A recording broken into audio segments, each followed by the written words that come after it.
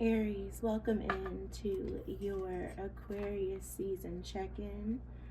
For those of you that have seen my readings before, you know I am not in my typical space. I have been feeling under the weather, so I needed to be in a warmer and more comfortable part of my home. So I shifted environments temporarily until I am feeling a little bit better. So please bear with me while we are in this space. I know it is not my ideal setup, but we're going to make it work. So we are just going to do a quick check-in for my Aries, Sun, Moon, Rising, Venus, and North Node placements. But really, if you have Aries anywhere in your chart, this could apply to you. But please, as always, take what resonates and leave the rest for someone else, okay? This is for my Aries. For the kickoff to Aquarius season, let's see what is happening for you. So for Aries, current situation, we have the Queen of Wands. And the challenge, 5 of Cups. Action advice for Aries, the Emperor, your power card. All right. And for subconscious shadow, we have the Death card. Okay, Aries, let's take a look and see what's going on.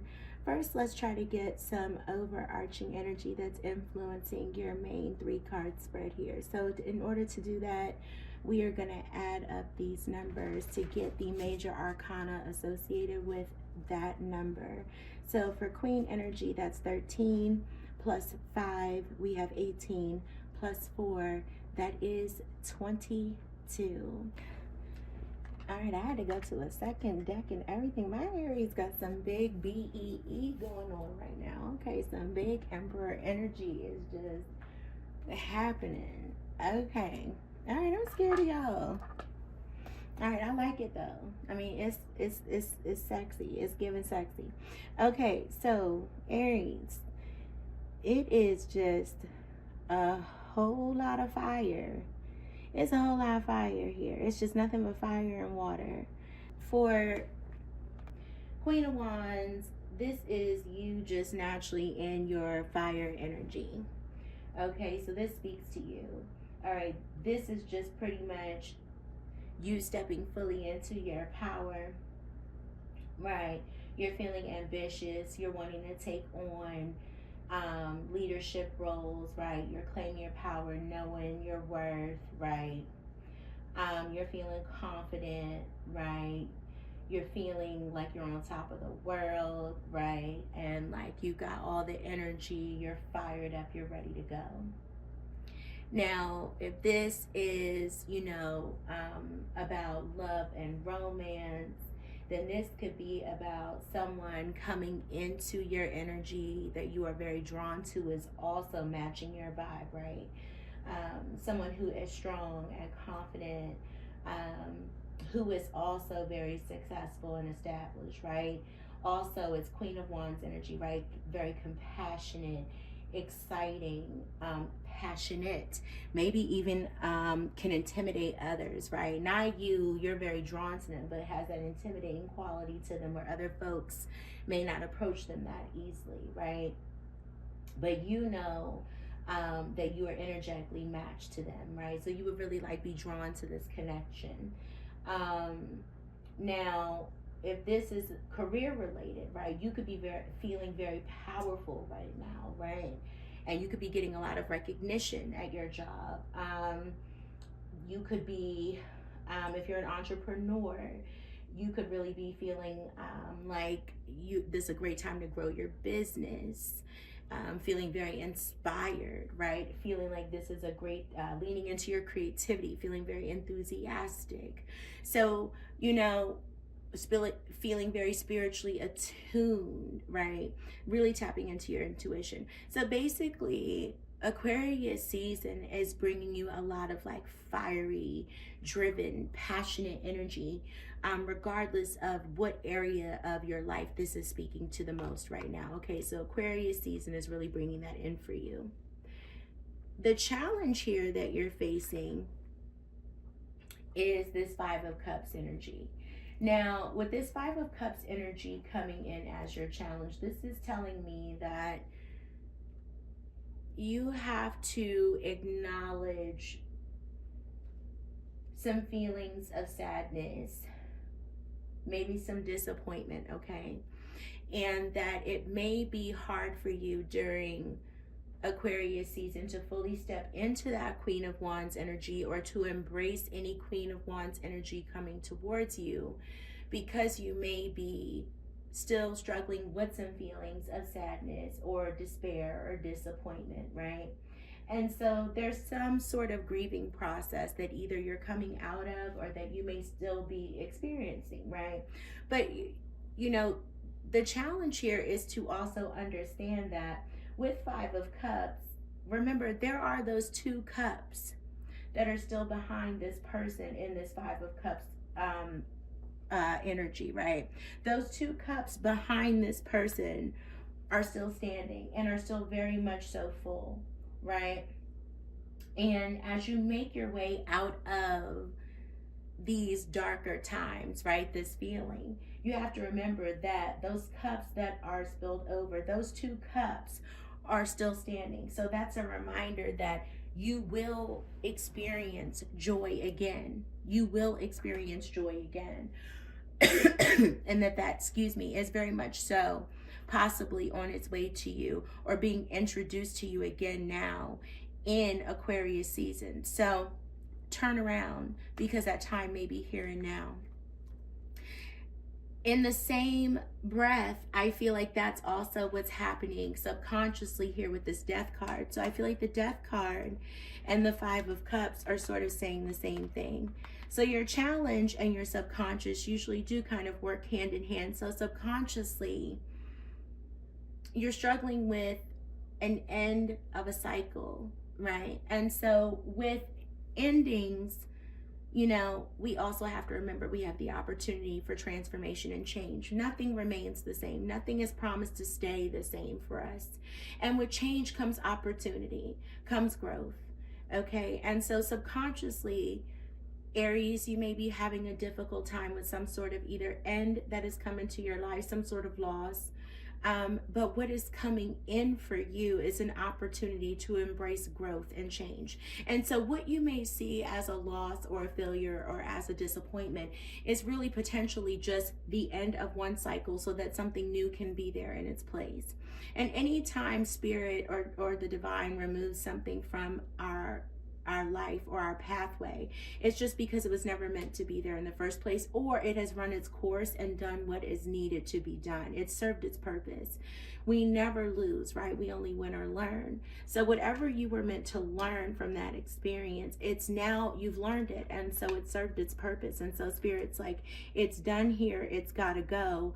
And now that you have learned what you needed to learn, we are on to bigger and better things. Or it's an opportunity for something to be transformed, and now you have been transformed. So now this energy is coming in that matches your energy, something that actually can stand up to your energy, to your confidence, that can meet you with the same zest for life, joy, the same passion that you bring to the table. Spirit's bringing something in that can match you in that same energy that you have, okay? Or that can bring that energy alive in you again. Maybe something that you lost was actually dragging you down without you knowing it. And so that cycle had to end. This thing had to go to bring you back into that Queen of Wands fiery energy that was once within you, right? And now you're coming back to life. This is being reintroduced into your spirit again. Okay, and I think that's what this action and advice is coming in. And I think this is why you have like the Emperor, you have like big boss Aries energy overseeing all of this, right? I mean, literally Queen of Wands is Aries. The Emperor is Aries. The Emperor is overseeing your entire spread Aries. It's giving like BAE, big E, you know, BEE. It's like big Aries energy, big Emperor energy. It's just smacking everything across the face like Aries, Aries, Aries. And I mean, Aries is big energy, okay? I know this all too well. Trust me, okay, all too well. And I am a fan, okay. I'm also a hater, I'm not gonna lie, okay. I love to hate y'all because, man, when you all come through, you come through. I know this on many levels. Trust me. I'm blushing right now. And it's not just because I'm sweating because I'm ill. Okay. Love me some Aries, okay? But your energy is real. And that's why I think Spirit is coming through and saying, like, your advice is seriously to embrace your energy, like to remember who the hell you are, because Aries no doubt represents Aries stronger. Like, if there's a sign that represents themselves very fully, like Virgos will be like, we're Virgos, we're proud of Virgos, right? But you all represent yourselves in a very different way. Leos are always proud too, don't get me wrong. But Aries are like, whatever. I could go on all day. The point is, like, get up on your throne. Like, stop playing with you. Like, so Spirit is telling you your advice is to fully step into your power. Like, remember who the hell you are. Get back up on your throne. Embrace fully that Emperor energy, right? Like, get your confidence back. Like, remember that you are a leader out here. Like, go back into feel your authority, right? Get back into that discipline, that focus, that power, that structure, what you bring to the table as the Emperor. You like to be the leader in the room. You like to be the authority in the room. So the Emperor is the one who is giving the structure, the respect, the okay, let's get shit done over this entire spread. So what is telling you, like, if we, like, the challenge that you're facing is to be in your feelings, not to run away from them. So feel your feelings, right? Feel your feelings, but also understand that anything that is going and leaving your life is because it's trying to get you back into your fiery, passionate, independent, positive, Aries ass spirit that you were in before. So yes, feel your feelings. Be disappointed that it's going, but it wasn't meant to be on your path. And it transformed you to get you back into where you need to be, back into your Aries spirit. Your advice is get back into Aries. Who's giving you the advice? Spirit. And what is overseeing all of this and being like, I give permission, I'm empowering this? Aries. Aries is telling you to be Aries. Spirit is being like, Aries, like, step into your power, Aries. Aquarius season is giving you full permission to be the confident, independent, happy, determined protector that you are. Get back into your BAE, big Aries energy, big ass energy, big authoritative energy. You can put any other A you want to put there. Well, there's a couple other ones I can throw out there, but I won't piss everybody off tonight. The point is, step into your power, baby. Get back into your power. Let's get you a self-care oracle card to close this out. Okay. Get into that BAE. What if it says BAE? I'm gonna crack the hell up. Okay, let's see. What is it? Oh, beautiful. Oh, I love this. I love this for you. I'm such a softie. Love your journey. Be open to the idea of loving you. Come on now. Come through. Love your journey. Be open to the idea of loving you. I know that's the truth. Aries, I love that. So we're going to go ahead and smack that right on top of this Emperor too. Like, I love that. So get back into loving you, loving on you. Let whoever this Queen of Wands is, if this is you, which it very much so is giving you, get back into that power. This all just looks like it's just you loving on yourself, remembering who the hell you are all throughout Aquarius season, stepping back into your power, baby. So Aries, remember who the hell you are. Embrace this energy. I will check back in with you to make sure you stepped into that BAE. But until I read for you again, Take care of yourselves, love your journey, and take care of each other. Love and light to all of you. Taurus, welcome to your quick clarity check-in. We're just gonna do a 3-card spread to check in with the energies now that we have entered, now that we have entered Aquarius season. The sun has officially moved into the sign of Aquarius, and we are just going to see how those energies are going to play out for our Taurus sun, moon, rising, Venus, and North Node placements. Although really this reading can be for anyone who has significant Taurus placements in their chart. As you can see, I am not in my normal setup. I have been feeling under the weather, but I really wanted to get this reading out. So I am just in a more comfortable and warmer part of my home. So I will be doing a couple of readings from here until I am feeling better. So please bear with me for now, and then I will be returning to my normal setup for those of you who've seen any of my readings prior to this one.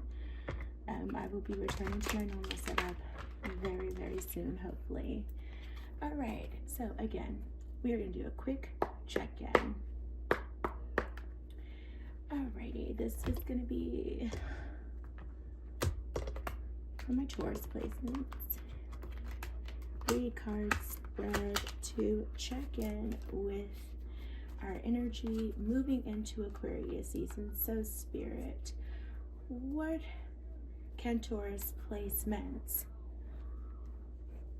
look forward to experiencing in Aquarius season? What will be the situation with the Emperor? Beautiful. And the challenge? 3 of Wands.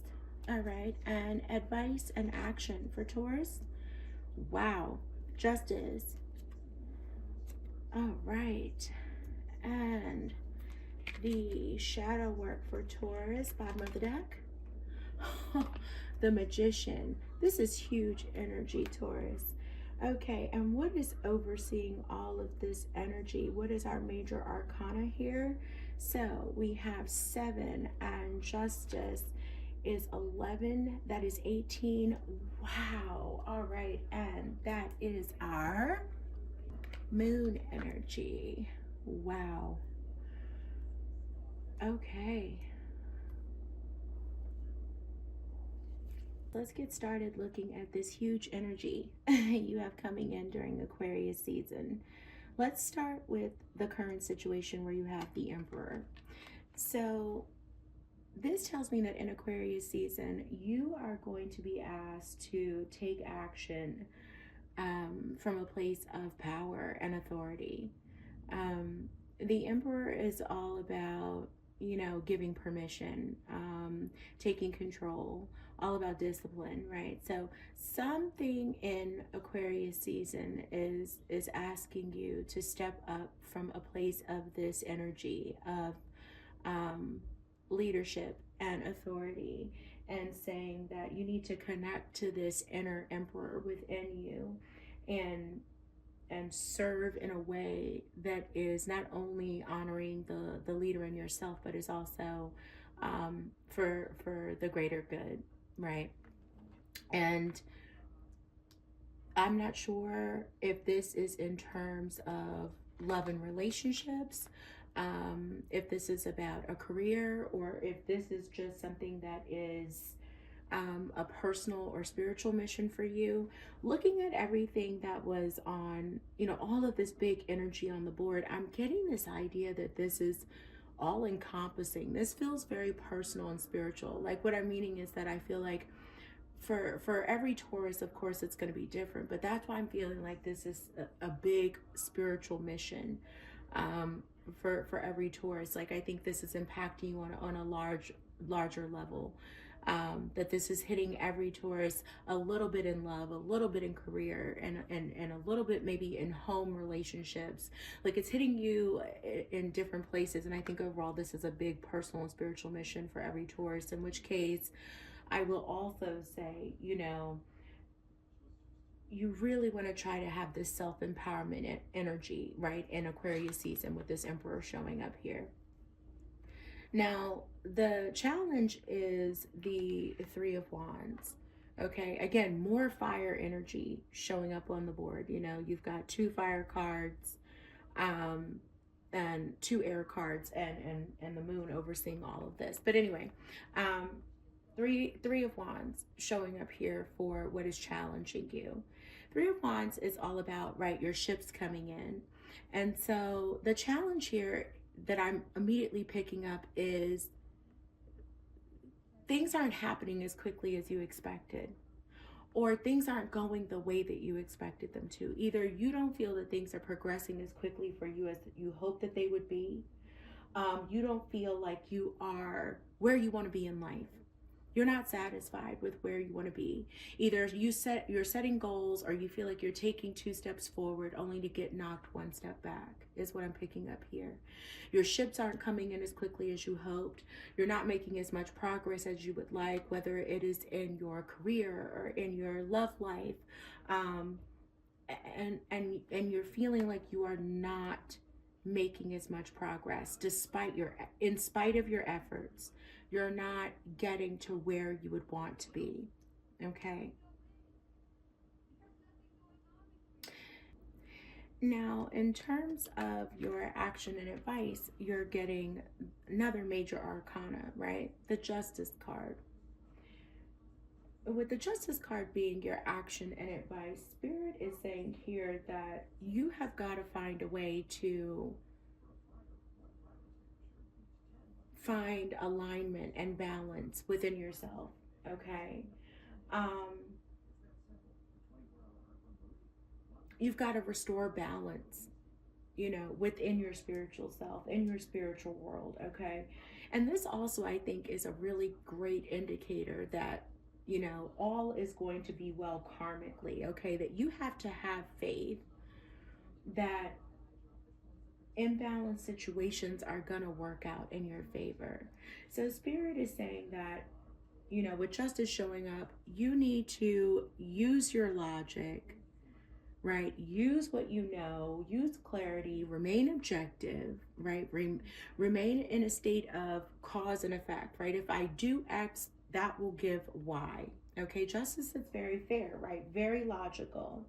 So Justice is asking you, use your logic, remain objective, and this is going to help you really see the truth in each situation, and have faith, and just know that these imbalanced situations are going to work out in your favor.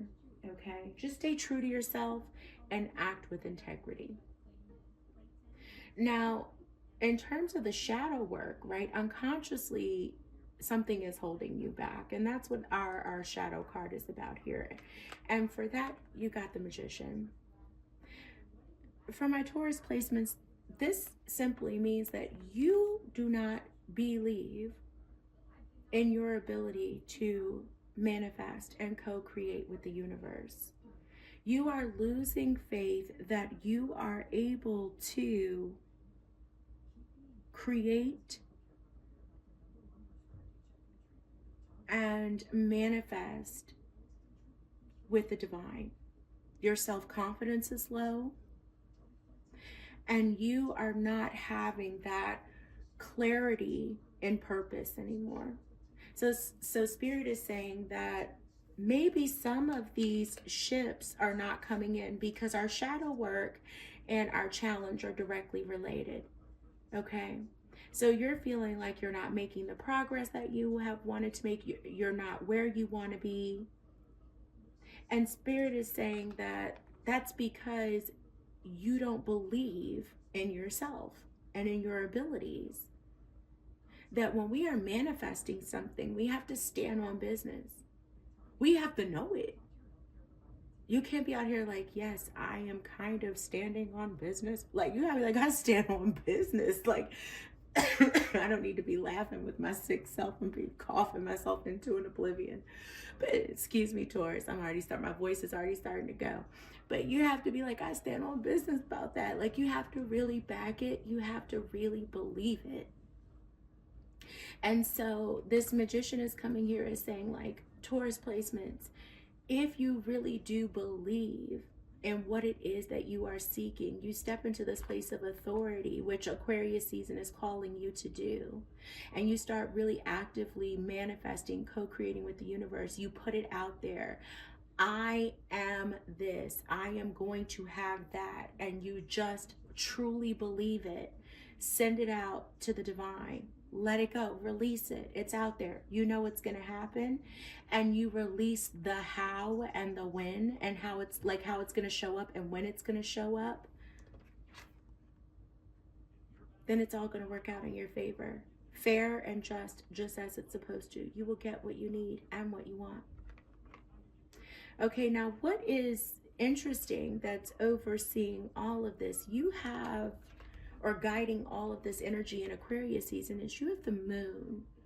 Okay, so the moon can be about our, illusions, and it can be about our shadow self, right? Or, like I said, our dreams, and even our fears, right? It can be our self-defeating negative traits, and that can be in direct correlation with why this, you're having trouble believing you can co-create with the universe right now. Okay, and so it's like, you've got to be a part of your own evolution. And do you believe that you can evolve? Do you believe you can get into this emperor energy, right? Or do you want to stay in this place of shadow, darkness, right, where you don't believe you can co-create just because maybe it feels safer there, because then you don't have to, quote unquote, expect anything? Then you don't have to think that your ships are going to come in, right? So I'm strongly picking up on that as well. Like a Taurus is like, okay, if I stay in moon energy, right, I don't have to co-create with the universe. Now I'm reading this way, right? If I stay in moon energy, I don't co-create with the universe, and I stay here, then I don't have to expect my ships to come in. Okay. So looking at this with the moon impact overall, looking at all of this, if this is just about, or not just about, excuse me, if this is about a huge, large, personal, spiritual undertaking, something that you're going through here, like a spiritual awakening, a personal rebirth, the moon is saying now is the time to really examine your fear and where you could be deceiving yourself, and really start to look at your shadow self, right? And really start to reconnect to some aspects of your inner self that may be hidden, right? Like you are going through an evolution here, a personal evolution. And so you really want to look at, like, and consider your consciousness, right? Your subconscious and your consciousness as you're on this spiritual path. For some of you, this could be about love and romance, right? So this could be about illusions in love and romance, right? And now maybe some things are coming into light there, and you have to think about, are you ready to step into the stability of a romantic relationship? Are you prepared to go there? Right, into something that is truly balanced, and are you ready to take action in truth, in fairness, into being in that relationship? For some of you, if it's about career and money, this could be about really looking at contracts from a place of empowerment. Like, am I getting something that I am worth? Am I being offered a deal that is great, or am I being sold something maybe that's too good to be true? Am I prepared to step into this leadership role at work from a place that is fair and balanced? Am I being offered something that is fair and balanced? Right? So I think that overall, this is really about coming from a place of authority, not from a place of fear, so that you can believe again how much you can co-create with the universe, and know that your ships are coming in in divine timing.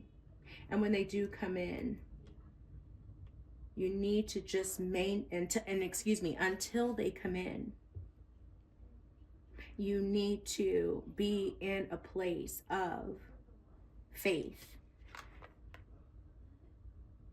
that anything that is imbalanced will be balanced out in your favor, Taurus. Okay.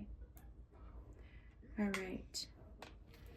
So, Taurus, before we close out this clarity reading, I'm going to pull a quick self-care oracle card for you. Normally I do these readings on Sundays, but obviously I have been very under the weather and I'm just starting to feel better today.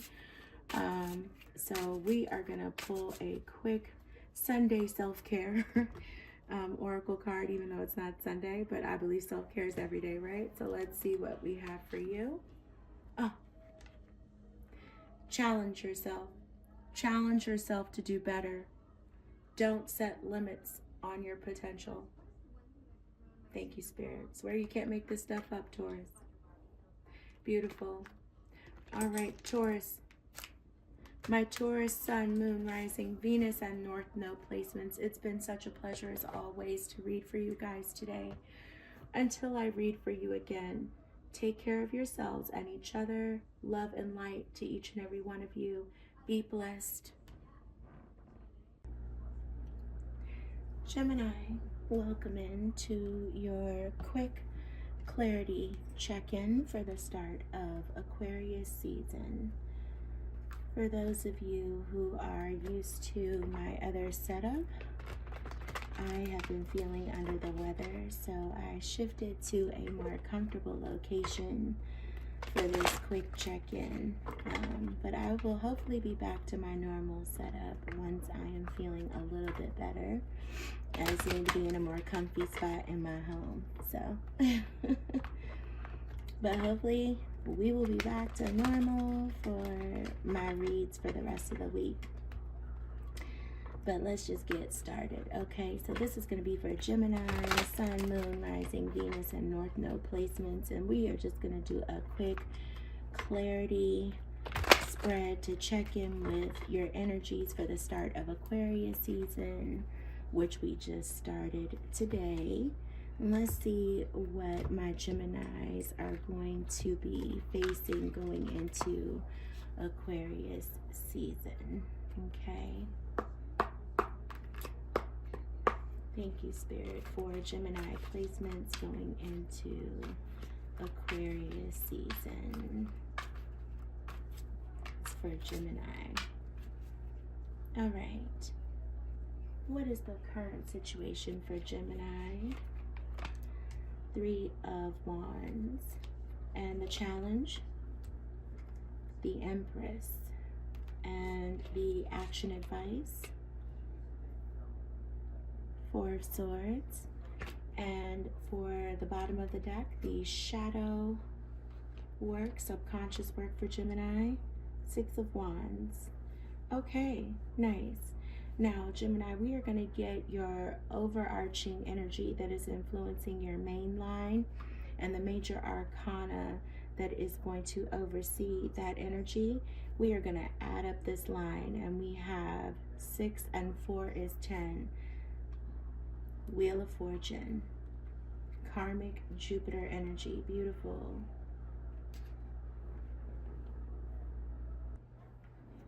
Okay. All right, Gemini, let's jump right into this. All right, now in terms of Aquarius season, current situation is the 3 of Wands. This tells me that throughout Aquarius season, you're really going to be working with others in a way that is going to be sharing your strengths and playing to your strengths really well. You're going to have a lot of progress in different areas. There may also be, there's a sense here of you almost waiting for the right opportunities to come to you, right?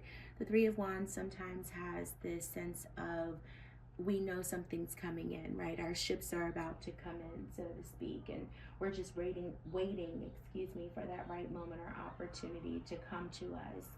but we are not waiting without doing things in the meantime, right? So there's not the sense of we're just idling around, right? So you may be in the spirit of, yes, I am waiting on the right moment or the right opportunity, but while you are waiting, you are using your energy in a way that is productive, right? You are taking any opportunity that has been prosperous, and you're letting that opportunity progress and grow, right? You may even be traveling right now, or looking for opportunities to travel. This can be just general things that are happening. Now, I am really getting a very strong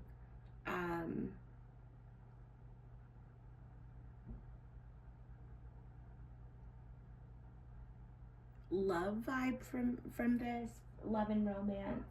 I don't know why immediately with the other cards that are on the table for my Geminis, I picked up love life vibes immediately. So I did want to speak to that. I will speak to career, but I'm strongly getting from this entire reading that this has something to do with love and romance. So what I'm getting from this is that some of you may have met someone. I'm getting a couple of things. I'm getting that some of you may have met someone that you are really excited about, and you could have met this person at work, or through a friend, or by actually doing something that you're really passionate about. I'm getting work, but I'm also getting maybe in some sort of passion or creative hobby that you do as well, or even while traveling, right? Or you could be making plans to travel with this person at this time. This could also be telling me that you're trying to find a way to maybe progress, or you're planning during Aquarius season on ways to progress your relationship with this person, ways to expand in your current relationship with them. Maybe thinking about introducing them to family or friends, or how to take this relationship to the next level. Or maybe you're just considering if that is a step that you want to take, right, with this person who you're really passionate or excited about that you have met. The other thing that I'm picking up that's relationship wise for some of you is that some of you may be expecting someone to return. Okay, I'm not getting like Six of Cups energy at all. I'm thinking that some of you may be expecting someone to come back, that maybe you haven't heard from someone in a while, or you haven't connected with someone in a while, but you are expecting them to return, and you are anticipating their return, and so you are preparing, whether it is your home, or you're making plans to travel, or plans for some sort of reunion or date or something like that for when they do return, like what that's gonna look like. I'm getting strongly something love and romance related, either about a new person, or for those of you that I just said, the second story that I was getting about someone from the past returning, and you planning for what that's going to look like when you all reconcile or reunite. For those of you where me picking up on love, I just wasn't picking up on your energy, and this is about work. This could be about work presenting you with some really interesting travel or collaboration opportunities. And so this may be about you building a team and you planning on what that's going to look like, or you possibly conducting some type of business overseas. Okay, that's also a possibility that I'm picking up on. Okay. Now, in terms of the challenges that you're facing, you have the Empress coming in for you, Gemini. So with the Empress being your challenge energy for Aquarius season, you know, the Empress, yes, is all about like abundance and nurturing and fertility energy, but you know, the Empress is also one who is receptive, right? She is a very, you know, she's all about sitting back and receiving. She's not an action oriented energy. And so what I feel like you're really facing here, your challenge, especially with that Three of Wands being your current state for Aquarius season, Geminis, your challenge that's coming in here is going to be really just receiving rather than taking a lot of action during Aquarius season. Okay, so really just allowing what is coming to you to come to you, right? So you have some beautiful, abundant things being, growing in your life, right? Empress is all about fertility and something being birthed, right? So something is being birthed or growing in your life, and allowing that to just come to you, without you going after it, taking action towards it, forcing it, right? So you're doing all of this preparation and making all of this progress towards these opportunities, and now your challenge is going to be to just sit back and trust that all the work that you have done, all of this passion that you have, all of this energy, all of your magnetic, fiery Wands energy, which is that Three of Wands, that Aries energy, it's just going to attract what you want to you. You don't have to do anything. You just have to be in a receptive position to take it. Okay?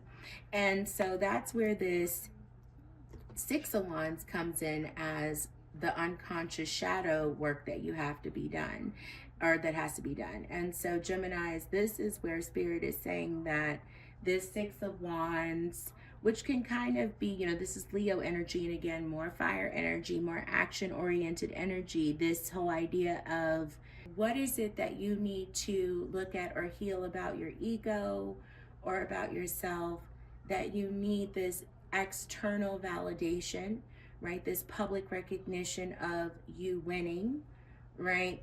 In order to, that keeps you from being in this receptive space, because this goes hand in hand. Okay, when we look at the bottom of the deck for our shadow unconscious energy, what's also driving us in this line here and what's contributing to our challenge, what you have here is more action-oriented, very public-facing energy that's coming out here to you. And I'm not meaning it at all to be insulting, so please don't take it that way, because we all have Six of Wands moments. This is a beautiful energy to be in, as long as it doesn't get in our way of other energies. And in this case, Spirit is saying that it is could get in your way of being in a receptive energy. It's counteracting that Empress energy that is already a challenge for you in order to get to this Three of Wands, or be in this Three of Wands. You've done all this preparation, you made all this progress towards something that you ultimately really, really want. And so stay in a receptive place. Don't just try to get to a place of only what's popular, only what people can see or other people can validate as being the good thing to do, the right thing to do. Be very cautious of making choices, steps, taking action towards people, choices that are the popular ones or what everyone else wants you to do. So Spirit is saying, make sure that you are only accomplishing things, birthing things, receiving things after you have taken steps towards them that ultimately are fulfilling for you, that you really want. Not just because they look good, not just because everyone else would think they're great, not just because they are the popular thing. Okay? And so your action advice from Spirit goes hand in hand with this Empress, which is to do nothing, to rest, to contemplate, to relax. Again, to be in that receptive space, right? When we are in Four of Swords, all we are doing is stepping back. We are retreating. We are taking solitude. It's just like as part of manifestation, right? We say what we want. We take action steps towards getting what we want. But once we've put it out there into the universe, we release what it's going to look like, how it's going to come in, when it's going to come in, right? We don't keep monitoring our manifestation. We just say, Spirit, this is what I want. And we're specific in saying what we want, but we don't keep tabs on it. We just say, this is what it's going to be. And then we walk away. I'm going to do this. And we just leave it alone. And we go about our life and we just keep taking steps towards that happening. But we don't keep checking in on it. Spirit, is it here yet? Did I do it? You know, we don't do that. We rest. We keep moving towards life. We just keep doing our thing. And it shows up when it's showing up in divine time. Okay? And so that's what Spirit's telling you here. Spirit's just like, there's nothing left for you to do. There's no more action to take. My advice is for you to relax, to meditate, to take some solitude, to just retreat. It is coming to you. And all of this is then reinforced and supported with the Wheel of Fortune, where Spirit is saying everything does happen as it should, you know.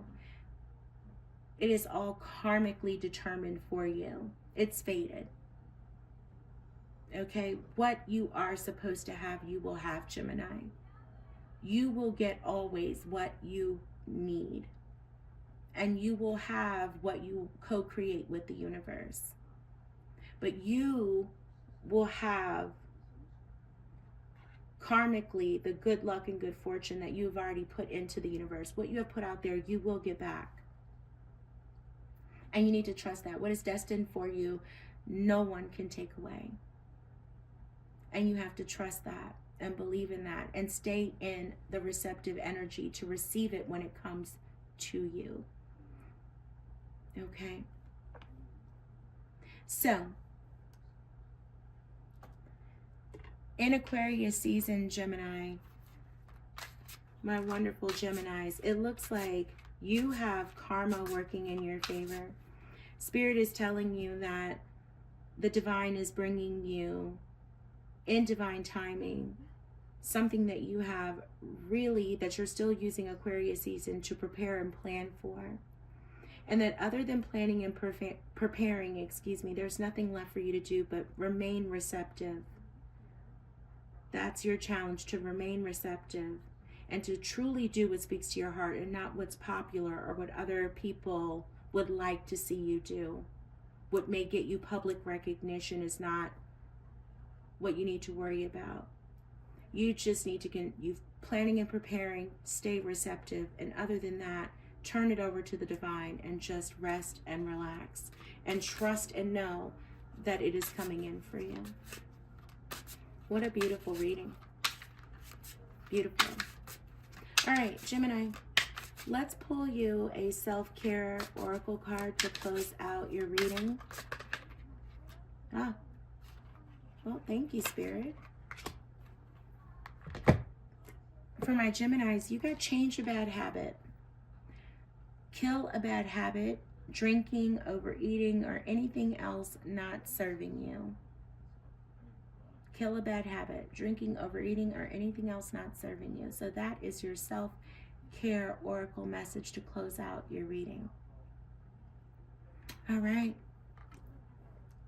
My beautiful gems. That is your reading to give you some clarity into the start of Aquarius season. I hope you found something here that resonates with you today. If not, please only take what resonates and leave the rest. Until I read for you again, be blessed, take great care of yourselves and each other. Love and light to each of you. Cancer, welcome into your Aquarius season check-in. Thank you so much for joining me.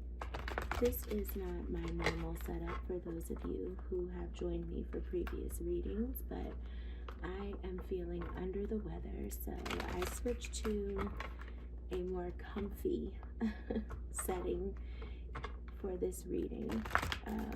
It's a warmer spot in my home. It's not ideal, but it will do for tonight's reading. I wanted to make sure I got this out for the start of Aquarius season, so please bear with me for this temporary change in setup. This is going to be for Cancer, Sun, Moon, Rising, Venus, and North Node. This is just going to be a quick check-in for the start of Aquarius season. If this does not resonate with you, please check your other placements. And only take what resonates, of course, and leave the rest. Thank you again for joining me. We're just going to briefly check in on the energies that are going to be available to you now at the start of Aquarius season. Thank you, Spirit, for Cancer. All right. Current situation. You have the Temperance. Challenge. The Six of Cups. And action advice. Judgment. Wow. Okay. And for the subconscious shadow work, the Queen of Pentacles. Okay. Cancer, we are also going to get you some overarching energy that is affecting this main line. We do that by adding up the numbers of your main line and reducing them, all right, until we get a number associated with a major arcana. So we have 14 and 6 is 20, plus 20, and we have 40, which reduces to 4. And 4 is the major arcana that is associated with the Emperor, Aries energy. Okay. All right, Cancer, we are going to jump in and take a look to see what we have coming for you in Aquarius season. All right.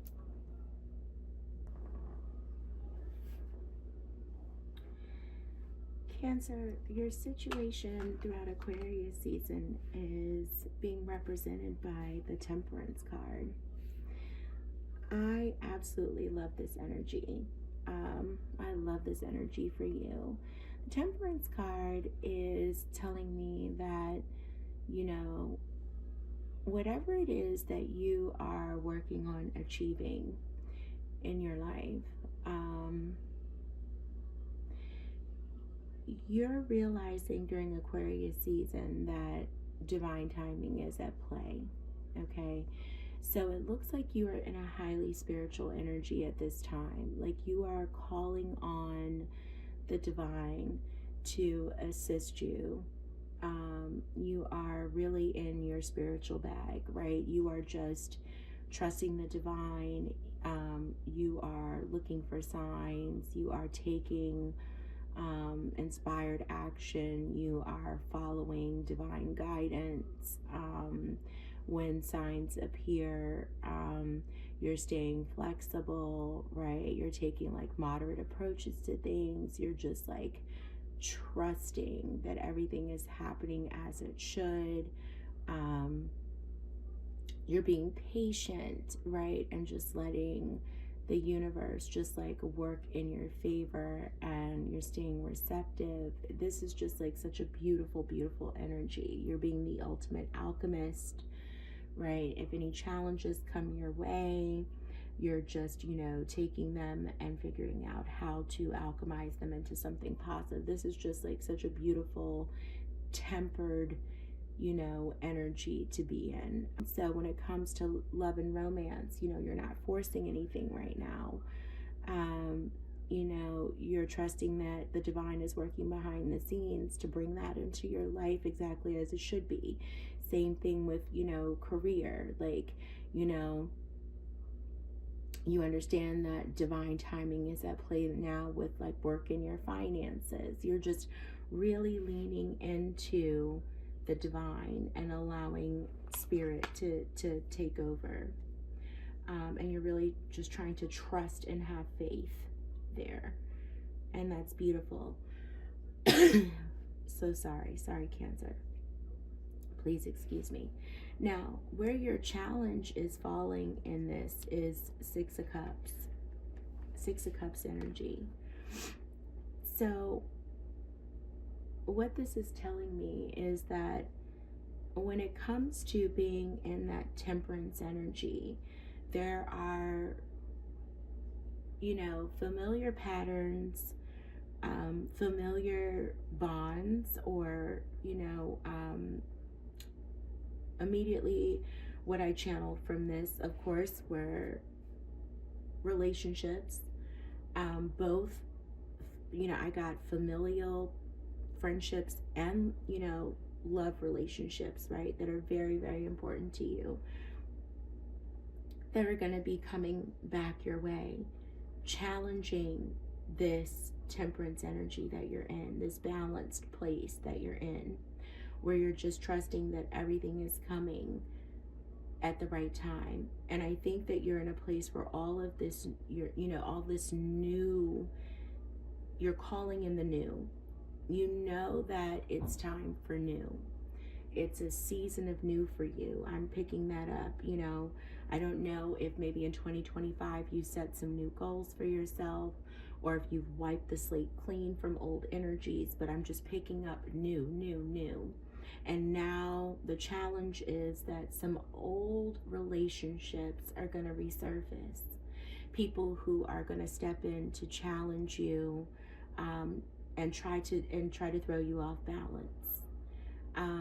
And it's not intentional, of course, but you're going to have some old soul bonds return, some friendships, where maybe you just know that these are not tried and true folks, and they're going to try to resurface. Some old lovers, who mean more to you than just, lovers, right? Some deep soul bonds, some deep soul connections that are going to appear out of the blue, who are just going to send a text message or going to show up in your DMs, and these are going to start to resurface, and this is going to make you start to question, is this what the universe is sending me? Is this supposed to be my person? What does this mean? It's going to make you start to ask those questions, and your challenge is going to be to remember that just because something is familiar and it brings up senses of nostalgia does not necessarily mean that this is something you are supposed to take action on. Okay, that you are still, this isn't necessarily a sign, that you still need to be patient, and you still need to trust in the divine guidance and divine assistance, and still wait and have faith and listen to spirit, and still trust in the divine to guide you even further. Still stay in prayer, still stay in your spiritual practices, still remain balanced and moderate, and still trust and be sensible, and still wait for more information, okay? But your challenge is going to be in falling back into that sense of nostalgia and familiarity, okay?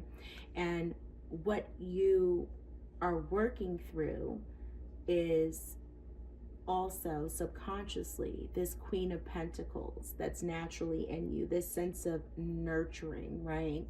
This sense that you naturally have to want to give to others, this natural, nurturing, caring, loving spirit that you have, Cancer, where you naturally want to take care of folks.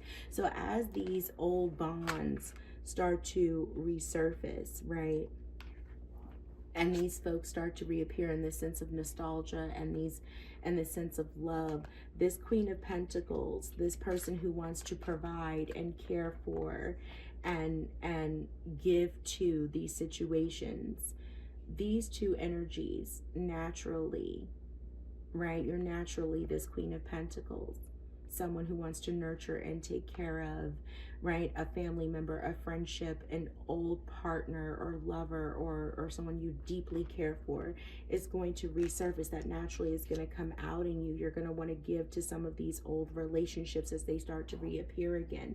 And Spirit is saying you've come to this balanced place, right? And so subconsciously you want to give, you want to nurture, you want to take care of, you want to provide for, you want to almost parent this sibling, this person who you are not responsible for, who you do not need to provide for, who you do not need to nurture and give to anymore, out of nostalgia, out of feeling bonded to, out of familiarity, out of just your subconscious and unconscious need to want to nurture and provide and care for. Okay, But Spirit is instead advising you, your advice and action that Spirit is coming in with is judgment. And Spirit is saying that, you know, in order for us to move forward in our lives, okay, we have to be willing to accept that the past is the past, okay? We have to release our past, accept it and release it so that we can move forward and enjoy this next cycle, this next phase of our lives, okay? Whatever it may hold, okay? So, judgment is all about surrendering, okay? It's, you know, the cycle of surrender, release, and forgive, right? So, and that allows you to really move on from the past and into a really beautiful and vibrant future. And so that is the advice that Spirit is giving you here. Spirit is saying surrender, release, forgive, so that you can embrace the next cycle. Now, all of this process that Aquarius season, this entire process that Aquarius season is bringing you, is being supported by the Emperor. And the Emperor is all about coming in with that structure to help you work hard, to help you stay focused, to help you stay in line and aligned to what you ultimately want, which is this new vibrant future. Okay, so the Emperor is going to come in with some authority, right? And say the past is the past. Leave it there. And so the Emperor is coming in to keep you on track, to keep you in balance, to remind you of we are in harmony. We are staying here. We're going to be sensible. We're going to stay moderate in our approach. We are going to keep the memories of the past as memories. We are staying focused on this new phase in our lives, this rebirth. We are going to operate from a place of, yes, we have forgiven, we have released, and we have surrendered, and we're moving forward. Okay? All right, Cancer. Beautiful, beautiful reading, beautiful reading.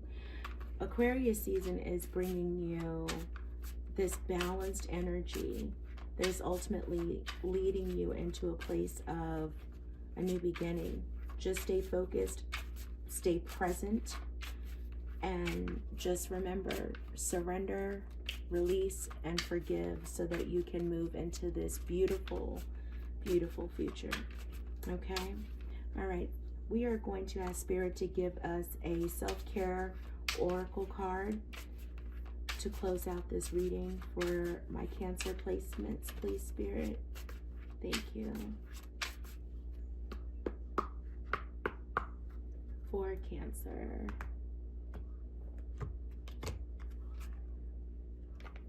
And you have release expectations. Do not focus on the money aspect of your dreams. Abundance will come at the right time. Again, there's that temperance energy. It's all about timing. Do not focus on the money aspect of your dreams. Abundance will come at the right time. Beautiful. All right, Cancer. Thank you so much for joining me in this Aquarius clarity check-in. I hope you found something here that resonated with you today. If not, please, again, only take what resonates, leave the rest for whom it was meant, and check your other placements. I will check in with you again soon. In the meantime, please take care of yourselves and each other. Love and light to all of you. Be blessed. Leo, welcome to your quick check-in for the start of Aquarius season. Thank you so much for joining me. for those of you that have joined me for previous readings, you know this is not my usual setup, but I have been feeling under the weather. But I really wanted to get a nice check-in done for all of my signs for the start of Aquarius season. So I am in a warmer and more comfortable place in my home for this reading, but I will be going back to my normal setup as soon as I am feeling a little bit better. So thank you for bearing with me at this time. This is going to be for my Leo Sun, Moon, Rising, and Venus and North Node placements, but really for any Leo prominent placements, this can be your reading. All right, let's get started. Thank you so much for joining me.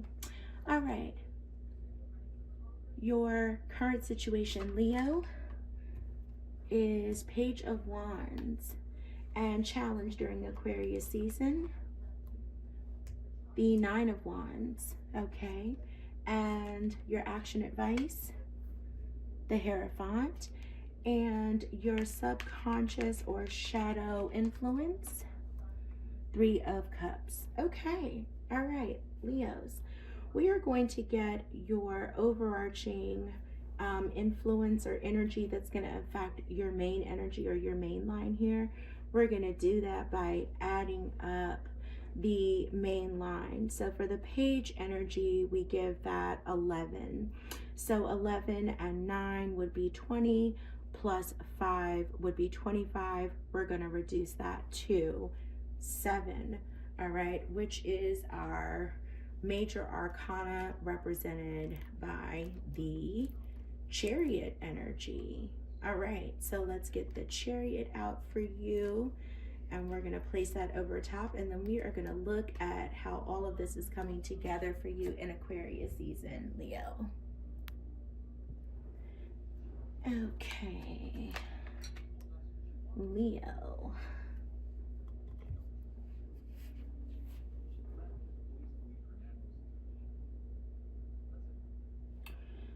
So Leo, I'm getting a very, for most of you, okay, I'm going to jump right in, and I'm going to try to give a couple of different, I'm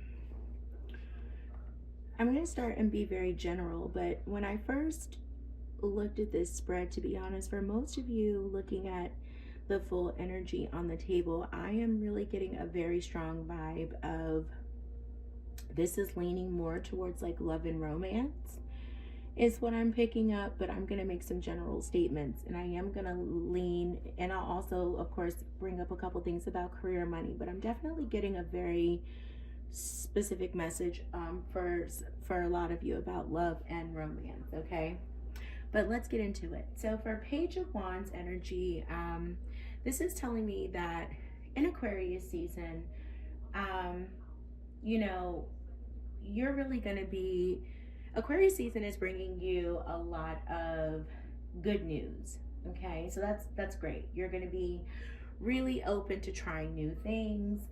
You're going to be feeling really curious, very excited. This is good energy, right? Very open to lots of communication.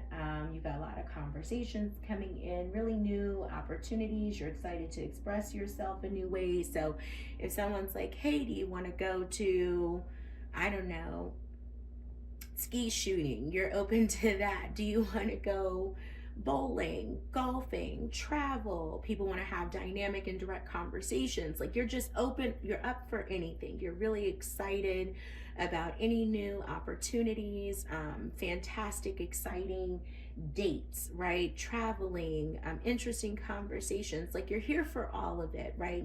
New food adventures. You're just really open to all of it in general, okay? Now, when it comes to career and money, right? This could mean like a job offer or opportunity that's exciting, or that's going to reignite your passion will come your way. So if you have a really exciting new project at work, could be offered to you. If you've been really busy, right, and needing to prioritize like your task, right, you may need to really implement some sort of time management practice, because you're going to need to stay on top of your work. So make sure that you can like deliver on your promises if you're making them, because it looks like a lot of stuff is going to be coming in. New opportunities are going to be coming your way. Now, I was strongly getting love for a lot of you, and I'm thinking that there's going to be this new person, if they haven't already entered your life, is going to come into your life. And this is going to be someone who you are drawn to immediately. This is going to be someone who's very adventurous, very outgoing, very talkative. And I'm picking up that you really may meet them at work, okay? Or meet them in an after work setting, right? Maybe even like a group of you go to happy hour or something. And this is what I'm picking up on. And this person, you're going to just, you know, they're going to have this like larger than life kind of personality, right? But you're going to have great conversation. They're going to be really stimulating and fun and outgoing. And they're going to tell you about all of these really great adventures that they've been on. But they are going to lack follow through. This is going to be somebody who talks a good game but doesn't really follow through with actions, right? Maybe someone who's like, yeah, we can get together on Saturday and do all of these things, and then you don't hear from them. And it's not because they are cold or cruel. It's just they're not one of those people, like their words speak louder than their actions, and that's not what you want. You want someone whose actions actually speak louder than their words, someone who follows up on what they say. And this person's exciting, but they don't really have a lot of follow through. Okay. And this is what I'm getting, that this fun and exciting opportunity, this person is coming in, right? Okay. And this brings me to your challenge, Leo. So I think what this is saying is like, up to this point, right? You maybe have healed. You've been out here dating for a while, right? You've been single, you know, and maybe you healed from prior relationships, you know, and you've been out here for a while and you've been dating, and you're like, oh my gosh, like no one is exciting. Like everyone's boring, you know, like no one has really got you, like you're not excited on dates, you're not looking forward to seeing them again, you know, you've kind of just, if you've had a second date, a third date, a fourth date, you're like, okay, only because this person checks boxes, like they have a job, they have a home, right? They don't dislike animals, like, you know, that sort of thing. Like it's boring, right? But they are stable. And I feel like this person actually, this Page of Wands person that's coming in Aquarius season, they've actually got you excited.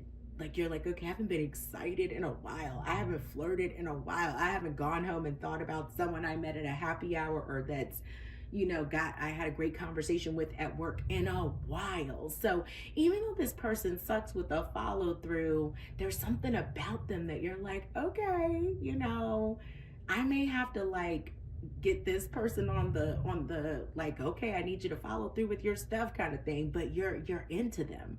You're excited about them. And so I think the challenge here is like, don't give up. Like the worst has passed. Like you're at that completed place, right? 9 is about completion. So it's like your challenge here is to know that like, this is it. Like this is one, you know, like the worst is past, it's over, you've come to the end of like that terrible dating line. Like it's on. This person is now the one for you to get excited about, right? So that's what I'm getting here.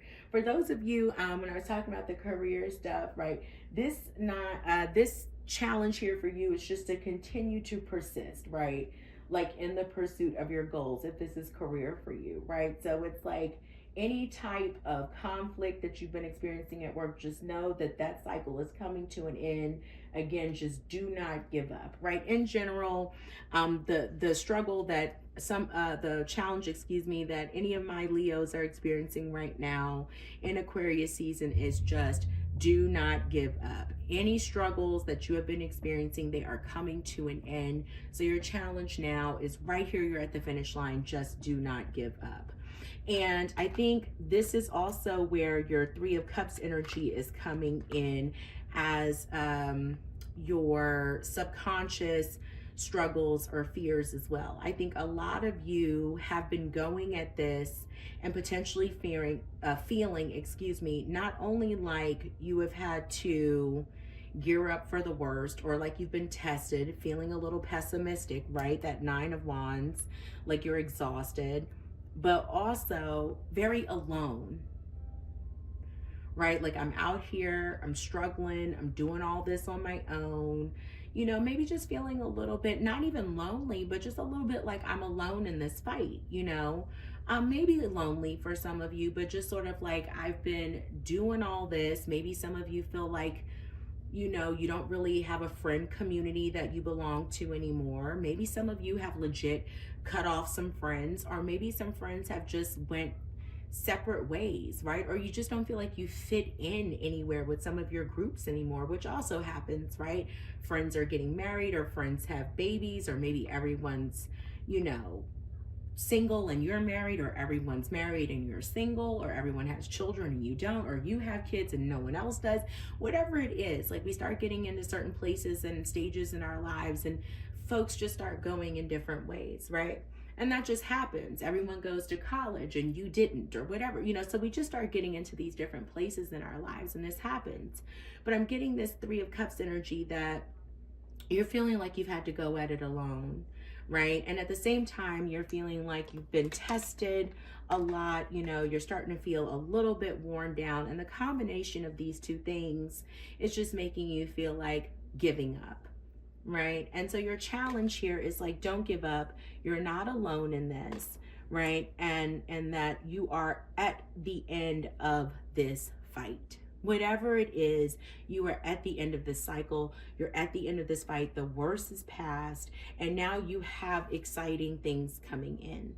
So whether it's work, whether it's love, whether it's a spiritual or personal journey, right? The worst is over, and now you have new and exciting opportunities coming your way. So gear up.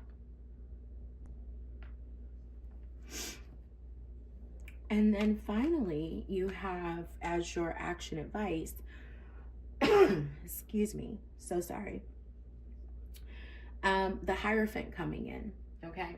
And Spirit is telling you here that, you know, even though the worst is over, and your challenge is to see that the worst is over, you're not alone in this, new exciting opportunities are coming in. Spirit's also letting you know, with your advice here, that, you know, with the path of learning is never really done, okay?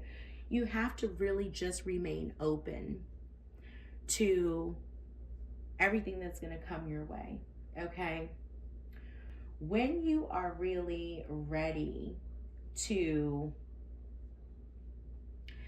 embrace something new, a new path, a new person, a new opportunity, when you're ready to discover something new, when you're ready to really embrace the potential of something new, then you're going to have potentially a new teacher, a new spiritual guide, a new path of a new structure, a new guidelines, a new guru. There is something that's going to come in, some structure, some foundation, some, right?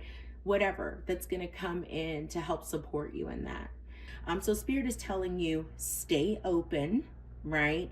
And then you will be able to, when you are open to that, there will be new structures, teachers, gurus, right? Something around to help guide you along these pathways of limited, or what seems to be limitless potential that's coming in for you. And all of this path that's open to you, this entire pathway that's open to you in Aquarius season, is all being guided, encouraged by Chariot energy, which is all about progress and movement and courage and momentum, right? So you have this Chariot energy driving all of this, which we know is swift and quick and fast moving energy. All right, Leo, looks like Aquarius season is bringing you something really exciting. Well, thank you, Spirit. Something really exciting, be it in love, career, or spiritual growth, okay? Beautiful. Now, I was going to pull, but Spirit gave us one, a self-care oracle card for you for Aquarius season, and Spirit gave us obsession. Obsession. Focusing too much on one situation. The need to take a step back. Wow. Focusing too much on one situation, the need to take a step back. So Spirit, that's a very specific message that needed to come out for a Leo who needed to hear that, apparently. So someone is focusing too much on one situation. You need to take a step back. It's taking a toll on your mental health, Leo. Okay? All right, my Leos, thank you so much for joining me for this Aquarius season read. I hope that you found something that resonated here with you today. If not, please only take what resonates for you and leave the rest for whom it was meant, and check out your other placements. Until I get to read for you again, please be kind to yourselves and each other. Be blessed, love, and light. What's up, Virgos? Welcome to a very brief check-in as the sun moves into the sign of Aquarius. We are going to do a very quick look at what is coming for you during Aquarius season. This is going to be for Virgo, Sun, Moon, Rising, Venus, and North Node placements. But really, if you have Virgo anywhere in your chart, this could apply to you. As always, please take what resonates and leave the rest. For those of you who are familiar with any of my previous readings, this is not my normal setup, but I am feeling under the weather, so I'm in a very comfortable place in my home right now, getting these readings done today. So it's a temporary situation for a couple of reads. We will be right back in my normal setup when I am feeling better, so please just bear with me. But thank you for joining me for this quick check-in. All right, for my Virgo placements, let's get started. All right, we are going to do a quick check-in. What is going on for my Virgos?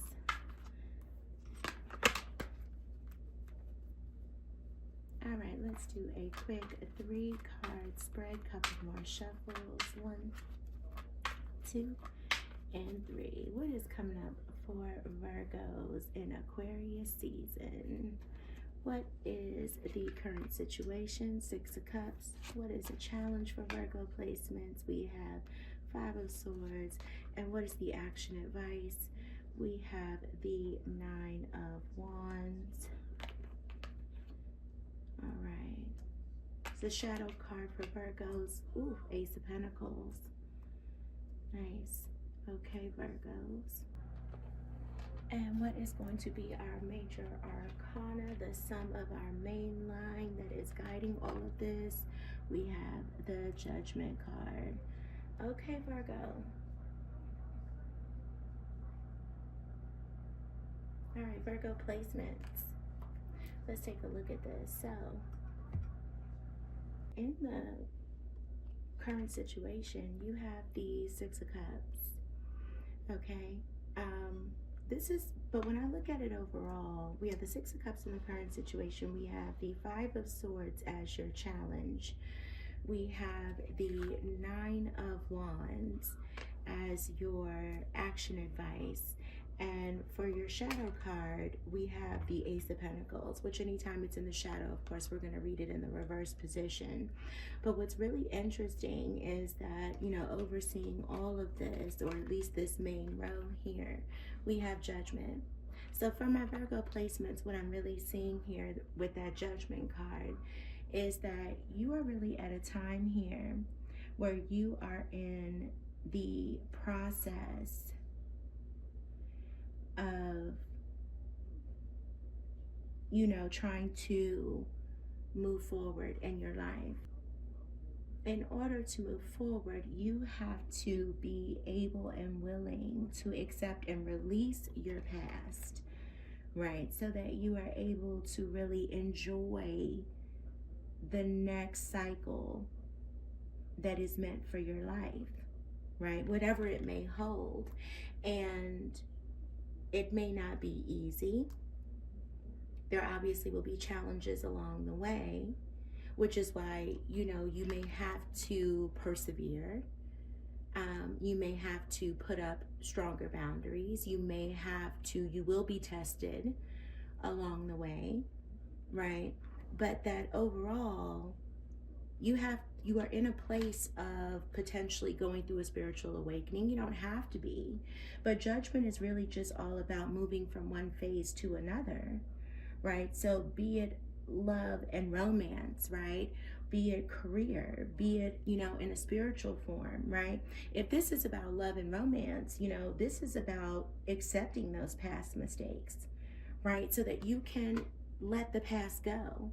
And it looks like that whether this is love, romance that some of you are going to be dealing with in Aquarius season, whether this is, you know, career and money, whether this is about personal or spiritual, this judgment is over all of this, right, for my Virgos. So what it is about this Six of Cups, that current situation, the situation that all of my Virgo placements are seeming to be dealing with, regardless of whether it is love, romance, career, or personal, spiritual, is releasing this past. And it's not just about releasing it, but it's about accepting that the past is the past. It's about we are no longer living in the Six of Cups. And because it's cup energy, I am more inclined to think this is about a love situation. Now, that can be familial love, right? This can be about excuse me, I'm so sorry. This can be about a friendship. This doesn't have to be romantic, right? Love. But this can be about a relationship, right? But accepting those mistakes, accepting that even still during Aquarius season, this could be about some of these past deep bonds that you shared with a deep bond, or deep relationship that you shared returning, right? Someone could be coming back trying to reconcile. But regardless, just accepting that what was in the past happened in the past. Okay? And that in order to move forward, we have got to accept that what was in the past was in the past and let go, no matter what the outcome is going to be in the future. Now, in terms of your shadow card, you have the Ace of Pentacles, and the challenge and the shadow card kind of speak together, right? They go hand in hand. So you have the Five of Swords as the challenge to the situation, and you have the Ace of Pentacles, which I'm going to read in the reverse, as your shadow card. Okay, so the challenge is the Five of Swords, which we know is all about feeling conflicted, and sword energy is mental. So this is about self-sabotage. It can be about letting negative thoughts of self get in our way. It can be about being conflicted as far as what to do, right? Feeling indecisive at times. This can also just be about too many people's opinions being involved in the mix, too many people being involved in this relationship, right? Or as far as their opinions about what to do about this relationship, right? Because we've established this as some sort of bond, regardless of the kind of bond it is. Even if it's a work relationship or a decision about what to do about a creative project, right? That has meant a lot to you. Maybe you built a project at work, right? Or you built your legacy at work. You started a company, right? That is your baby, right? Too many cooks in the kitchen. It can be simply the Five of Swords. And then also influencing that is the Ace of Pentacles, right? This is speaking to your shadow work, right? That is influencing this challenge, what you are believing about yourself that you still need to work on. So you are not believing that there are new opportunities out here for you. You are not believing in fresh starts. You are not believing in brand new beginnings. Okay, so this is part of that releasing the past and stepping into something brand new, right? Whether it you know, moving on from past pain and embracing this whole new period that is in front of you. And part of that shadow side of yourself that's also leading into some of the challenge that you're facing is that you don't even believe that new opportunities are existing. You are not able to see that Spirit is going to bring you something that is made just for you with this Ace of Pentacles. Okay, so the advice, the action advice, and we say action advice, right? Because Spirit is saying like, yes, I'm going to give you advice, but you have to actually do something. Okay, so the action advice that you're getting from Spirit here is the Nine of Wands. The Nine of Wands is all about persevering. Okay, you may be tested. You may be tested, but the Nine of Wands is all about you have one more soul battle. Soul, S-O-L-E, but yes, S-O-U-L, right? Like one more battle alone, one more soul battle, but potentially one more S-O-U-L, one more soul battle to fight. But you can do this. You may be weary. You may be worn down. You may feel like you are being tested, and you may be tested. But you are strong enough to do this. You are not the same person you were in the past. The past is in the past. You can fight this one last battle, and it's going to be worth it. It's going to be worth it because Spirit is bringing a new opportunity in for you. And you have to believe that you deserve it, Virgo. You have to believe that you are worthy of it. Accept mistakes that were made in the past. Release those mistakes and embrace this new phase of life that Spirit is coming in and bringing you. And it is divinely made just for you. Divinely created and hand delivered to you by Spirit. Okay, and judgment is overseeing all of this. This is a new phase that Spirit has made just for you. This is a rebirth for you.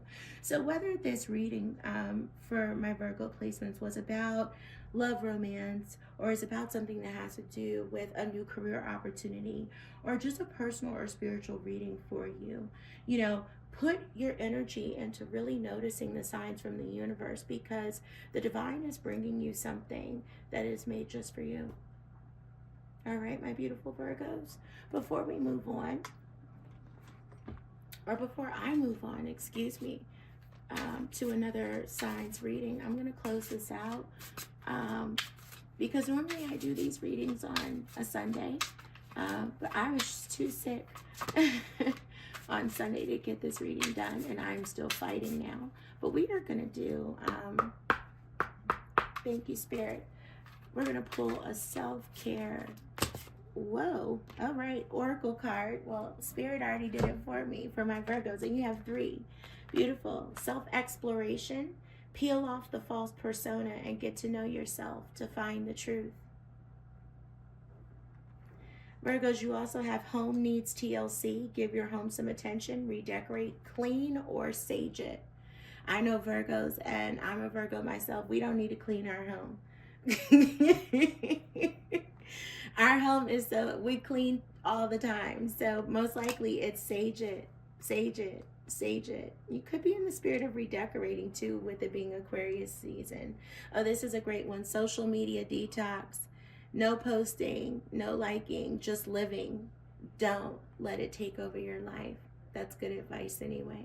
1 day a week at least. Very good.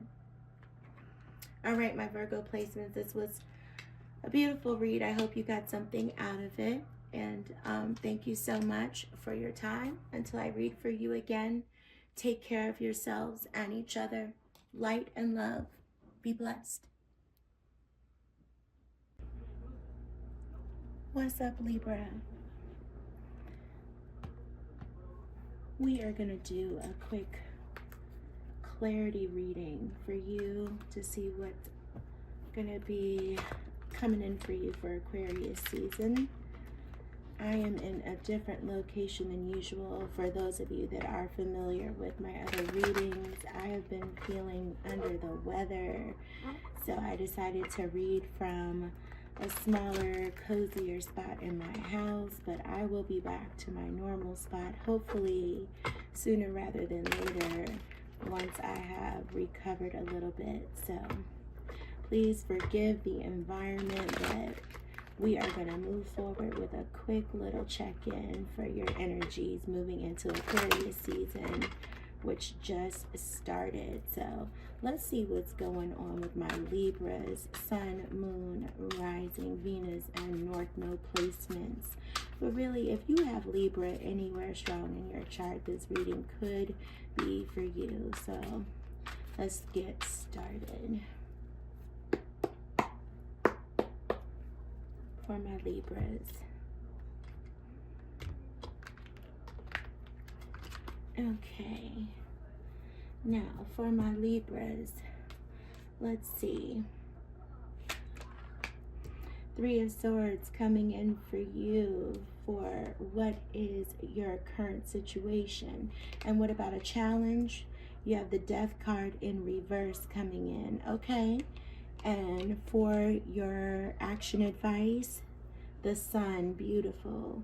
And let's go ahead and pull the card from the bottom of the deck for your shadow card or shadow work, the Magician coming in for you, Libra. All right, and let's pull a major arcana card in terms of what is going to be your focus energy. And for that, I'm going to add your clarity spread numbers together to pull your major arcana influence. So we have 3 plus 13, which is 16, plus 19, that's 35, which reduces to 8. Beautiful, which is our 8. That is Leo energy. Major arcana is the Strength card coming through here. All right, Libra.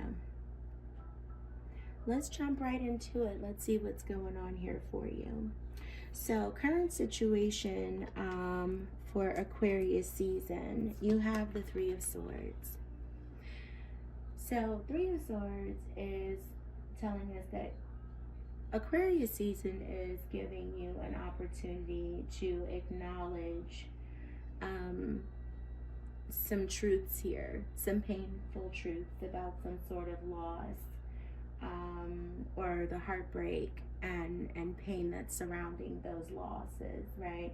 And swords, you know, are all about truth, what we know, right? So there's some sort of heartbreaking truths here that you are going to be asked to look at during Aquarius season. Okay, so this may be related to something that comes up during Aquarius season, or even something from your past that is really going to be impacting your circumstances during Aquarius season. But either way, you know, this is a time to really accept this, that these are the circumstances, right? Accept these truths, accept this pain during Aquarius season. All right, you want to accept it with compassion though, and really take this season to release the pain, heal this pain that is surrounding these circumstances, okay? And really understand that everything that exits your life really just helps to create space, right? For something that is actually meant to come in, all right? Now your challenge during Aquarius season is the Death card in reverse. And when we see the Death card in reverse as our challenge, right, we're having some resistance to change here. So with the Three of Swords coming in, I am going to associate, of course, this change being associated with this loss, these painful truths, these heartbreaking truths that you've had to deal with, and that this is forcing some sort of transformation in your life that you don't want to accept potentially, that you are holding on to something that is no longer there, that you are not wanting to accept the loss of something, that there is a painful truth that is really, really difficult to take. And so your challenge here is going to be to understand again what I said about that Three of Swords, that everything that exits our life, you know, we have to realize that it is truly creating space, not only for something that is meant for us, but that is actually better suited for us for the path that we are supposed to be on. You know, understanding that the divine makes no mistakes. Spirit makes no mistakes. And anytime something is taken from us, it is always going to be painful for us to lose something that obviously we valued. And anything that causes Three of Swords is something that is a sorrow, a deep, deep hurt. So we are going to feel the loss of something that we once valued and truly cared about. But we have to know that if something is being removed, it is only going to be replaced with something that is divinely put on our path for our highest good. Okay? And what you have as, you know, your unconscious shadow work, something that you do not see that is holding you back, you actually have the Magician in the upright position. And so that being here with the Death card is hand in hand. So what Spirit is telling you here is that what you don't believe or what you don't understand about yourself, that is still work to be done, is that you are co-creating with the universe. You have the power to have anything that you want. And that you can create with the divine. You can take action to manifest anything that you want. And you may not believe that at this time, especially in the spirit of losing something, right? When you are in this heartbreak energy, when you are dealing with painful truths and having to face loss, you may not be believing at this time that you can have anything that you want, especially if you just lost something that you really thought you wanted or that you thought was good for you. And Spirit is coming in to tell you that something is being removed from your path that you may have thought was for your best. And the divine is coming in and saying, but there is something so much better out there for you.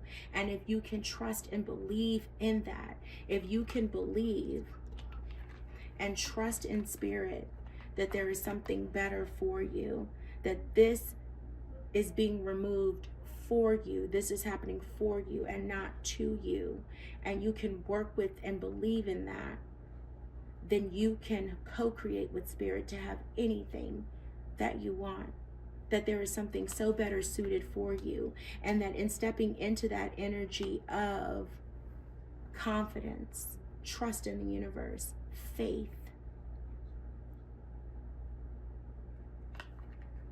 that you have that power to co-create, okay? And that you are just at the beginning of a brand new cycle that is going to be designed just for you.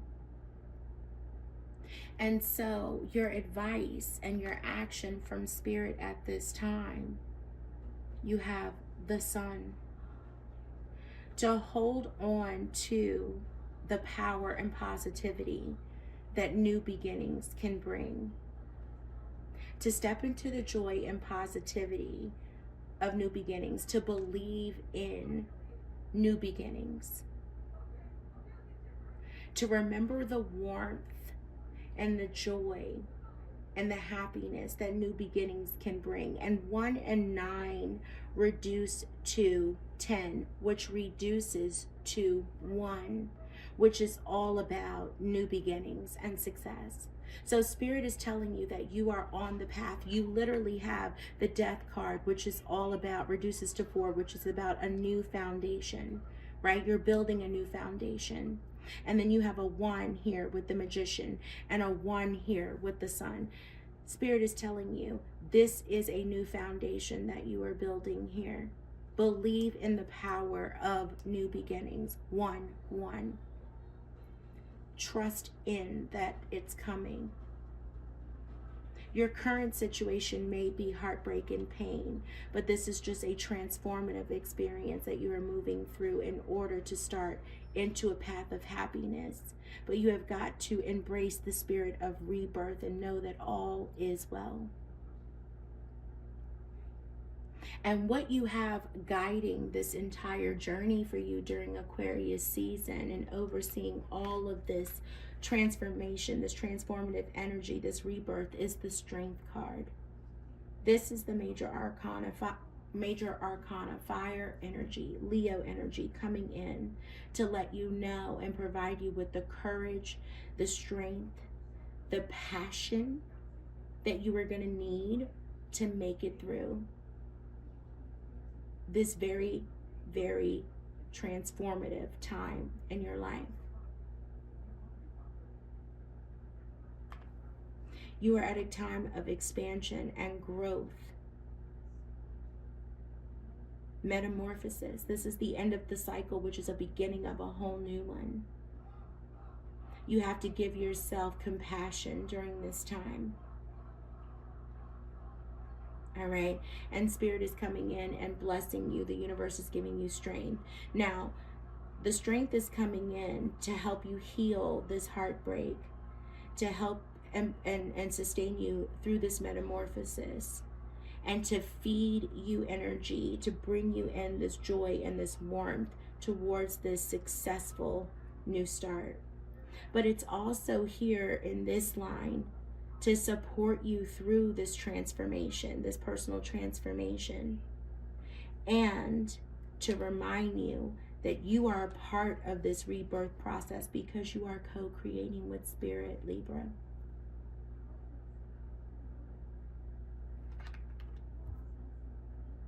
Wow, what a powerful reading. And for my Libras who are going through this heartbreak, just know that, you know, joy will come. It will come again. All right. Let's get you a self-care oracle card from Spirit to give you a message to close out this read for Aquarius season for my Libras, Sun, Moon, Rising, Venus, and North Node, or anyone with a strong Libra placement who needed to receive this message. And of course, it flew out of my hand and onto the floor. Give me one moment while I grab your card. Okay, and Libras, you have Home Needs TLC. Give your home some attention, redecorate, clean, or sage it. And that's really important with this transformative space that you're in right now. And especially to clear out some of this energy of grief and loss. Okay? I'm very big on saging spaces. Okay? Give your home the attention it needs. Redecorate, clean, or sage it. Home Needs TLC. All right, my beautiful Libras, thank you so much for joining me for this brief clarity check-in for Aquarius season. I hope you received a message that you needed to hear today. Please take what resonates, leave anything that does not. Until I read for you again, please take good care of yourselves and each other. Love and light to each one of you. Be blessed. Scorpio, welcome to your Aquarius season check-in. Thank you so much for joining me. As you can see, I am not in my normal setup for readings. I have been feeling under the weather, and so I moved to a cozier and warmer spot in my home for the readings. But we are definitely not in the traditional setup, so I will hopefully be back in my normal spot once I am feeling better. So please bear with me for this much smaller space and awkward setup for this reading, but definitely wanted to get it out as we are starting Aquarius season today. So this is just going to be a quick check-in to see what is in store for my Scorpio placements for the start of Aquarius season or throughout Aquarius season. This is going to be for Scorpio Sun, Moon, Rising, Venus, and North Node placements. This may not resonate for every Scorpio, so please take only what resonates and leave the rest for whom it is meant. And check your other placements if this does not resonate. Okay, let's get started.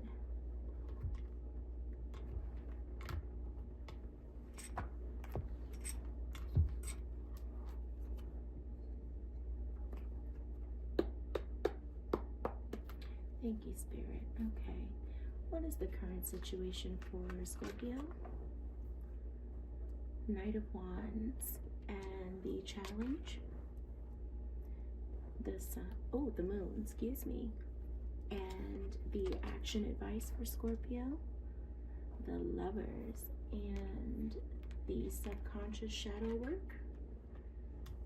Death card, Scorpio energy. That's your energy, your power card. Okay, Scorpio.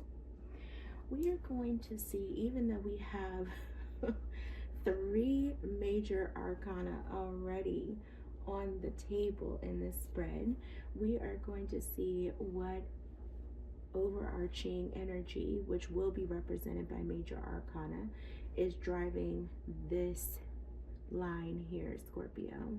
We do that by adding up this line. The Knights are represented by the number 12. So we have 12 plus 18 is 30, 30 plus 6 is 36, and that reduces to number 9, which in major arcana is represented by, yes, the Hermit, Virgo energy. So let's get that out for you.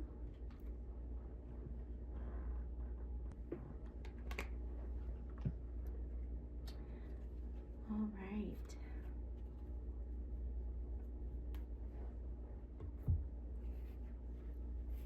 All right, Scorpio, let's get started. Well, Scorpio, I mean,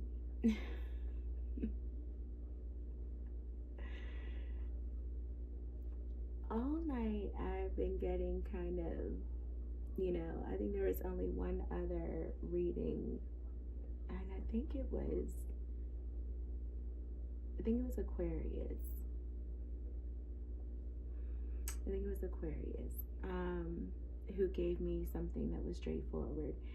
This is just got love energy written all over it. I mean, granted, this could very well be not love energies. I will throw some money stuff in there too for those of you who are like, ain't no love. But this is screaming love to me. Okay, so Scorpio, it looks like Aquarius season is bringing you just a fiery, passionate new start. So I will say this: if you have been feeling stagnant or blocked, then this energy that is coming in for Aquarius season is reigniting your spark and your passion. And it's really coming to just propel and push you forward towards your goals. That's just like nice in general, okay? Because Knight of Wands he is fiery, he is passionate, and he is on the move.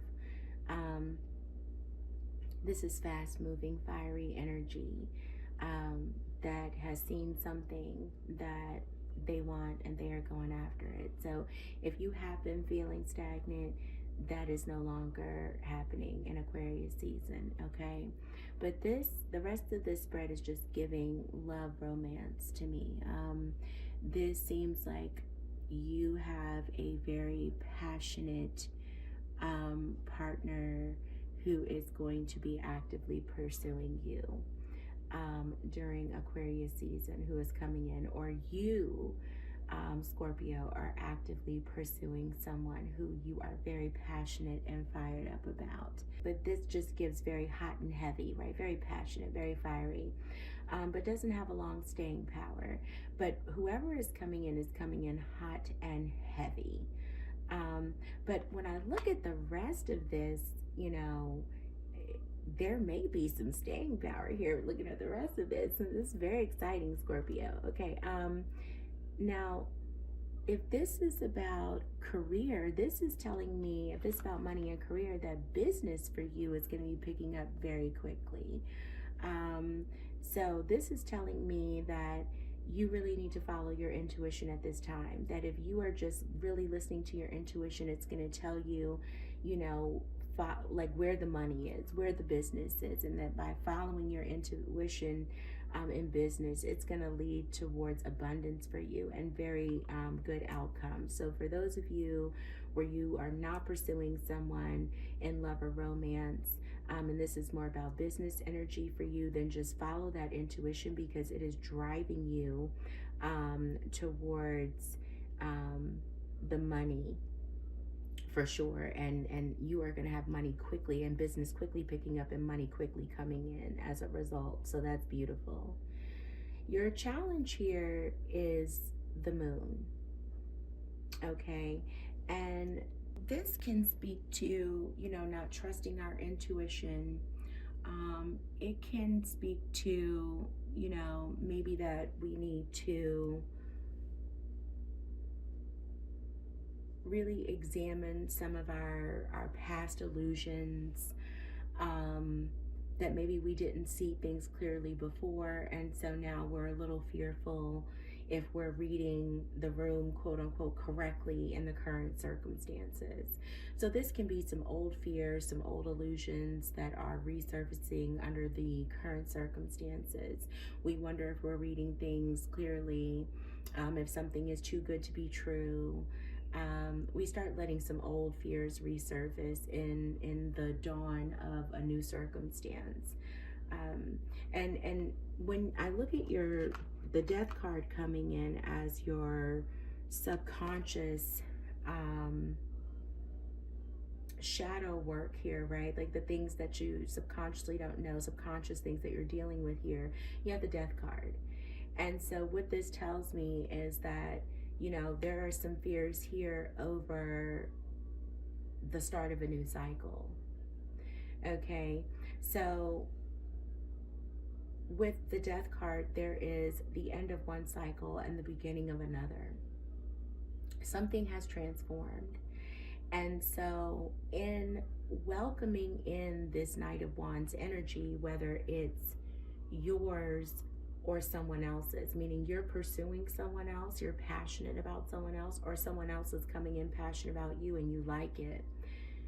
Two things can be true at once, right? This can mean that, oh my gosh, like I'm into someone else, right? Some of you may have been like, I'm not dealing with nobody, I don't want nobody, after having come out of something and been single and or celibate for a long time, and now this person's coming in and they're rocking your socks. And you're like, I said I wasn't gonna let nobody rock my socks, and they're rocking your socks a little bit, and that's unexpected. And so it's the end of a cycle for you that you didn't see coming, which means it's now the start of a new cycle for you. And so this transformative state, right, this end of one thing and beginning of a new thing, this death experience is something that's throwing you off. And so subconsciously, it's something that you're having to work through. And, you know, it's disturbing for you. And that, along with these fears resurfacing about whether or not this is something you even want to invite in, whether or not you're seeing things really as they ought to be, you know, all of some old fears resurfacing, like I said, you know, and being, you know, wondering whether or not you can trust your intuition. These things are kind of going hand in hand with the moon and the death card, okay, as things you're having to work through, these fears resurfacing, these anxieties coming up, and then this subconscious fear of a cycle ending and beginning, a new one beginning. Now, Spirit is coming in with, for your action and advice, with the Lover's card. And the Lover's card is all about making a choice based on our values.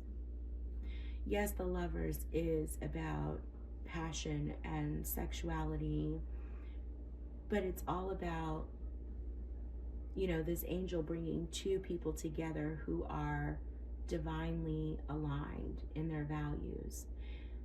So it's all about a choice. So Spirit is saying here that you have free will, right? So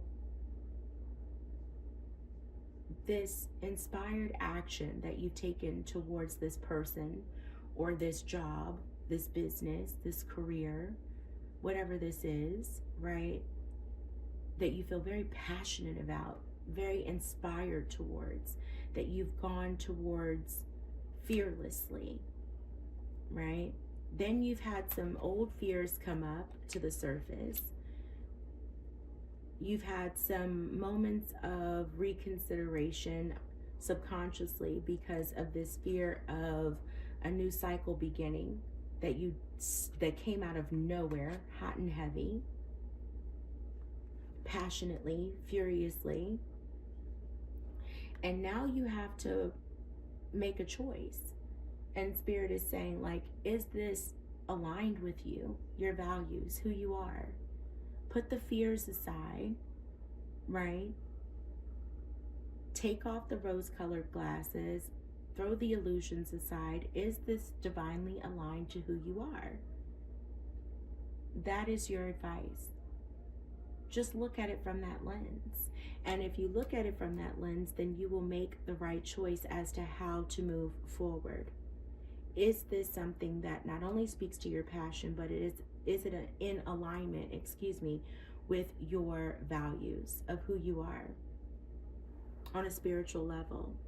Because the Lovers is about spirituality and balance and harmony, okay? And so what you have guiding this whole process, going from this passionate, driven, fiery Knight of Wands to questioning, you know, and letting these fears come up and these illusions and this past energy resurfacing, to then having to make this choice. What's guiding all of this is the Hermit. So Spirit is saying, like, you have the wisdom. You've been you've been through many things, Scorpio. You have the knowledge. You are a wise soul. You've been through enough. You have enough experience. You've learned a lot through these experiences, and that's what is the Hermit. He goes in the cave and he comes out wiser. You've done the isolated thinking. You've been on your own. You've taken the time out to really look at yourself. You know yourself very well, and what works for you, with you, you know what does not. So ultimately, the advice that Spirit is giving you, and you just now make the choice, is this aligned with you? That is not going to be hard for you to do, because you have the Hermit guiding you. The Hermit is overseeing all this, and you've been the Hermit. You've already gone in and done the soul searching. You have the wisdom to make that choice from a conscious place, not out of fear, not out of illusion, not out of this place of, what does this transformation mean for me? You've already been there and done that. You're wiser. So you can make this informed choice about whether or not this Knight of Wands, whatever you're passionately pursuing, or is passionately pursuing you, or is passionately upon your path, this project, this person, you'll know whether or not you want it, whether or not it's in alignment with you. But something is coming in, and coming in hot during Aquarius season. And either you really want it or it really wants you. Whatever this person, project is, something is on fire. and determined to get to you, or you are determined to get to it. So that stagnant, any stagnant energy you've been feeling is gone. I'm going to pull you all a practical self-care oracle card to close out this reading. You're my last one of the night. I don't think I could do any more tonight. This sickness is wearing me out. I think I'm gonna have to save my rest of my signs for tomorrow. But let's get you a self-care oracle card to close this reading out. For Scorpio Spirit, 2 more shuffles. Thank you, Spirit, for Scorpio. All right, self-care oracle card. Let's get you a message to close it out. I don't like the way that fell. There we go. Kindness. Be guided by your heart. Let go of logic and rationality. Wow. Kindness. Be guided by your heart. Let go of logic and rationality. Well, there you go, Scorpio. Hopefully that will help some of you. Hopefully it was a message for somebody, okay? Be guided by your heart. Let go of logic and rationality. All right, Scorpio, it was such a pleasure to read for you. I hope you got something from this reading tonight. If not, please make sure you check your other placements or check out one of my other readings. And I will be posting again very soon. I'm going to do a Mars reading, which is right up your alley, hopefully in a couple days or sooner if I'm feeling better. So in the meantime, please take care of yourselves and each other. Love and light to all of you, and be blessed. It's been a pleasure. Hey Sagittarius, welcome to your quick check-in for the start of Aquarius season. For those of you that have checked out some of my readings before, you know that I am not in my normal location. This is a very different setup for me. I have been under the weather for the past few days, so I am in a more comfortable and warmer part of my home. But I wanted to make sure I could get this reading in, so this will not be a permanent setup. Just a temporary solution for me until I am feeling a little bit better, excuse me. So thanks for hanging in there with me. We are going to just do a quick check-in for my Sagittarius, Sun, Moon, Rising, Venus, and North Node placements to see what's going to be going on for you throughout Aquarius season.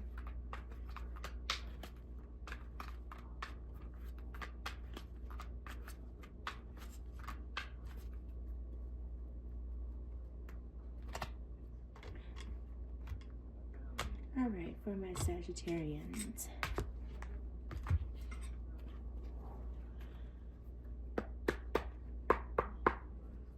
All right, let's see what's going on. Current situation for my Sagittarius. 9 of Cups. Nice. Challenge. The World card. All right. And action advice. We have the Queen of Cups. And subconscious or shadow work for Sagittarius at the bottom of the deck. 6 of Pentacles.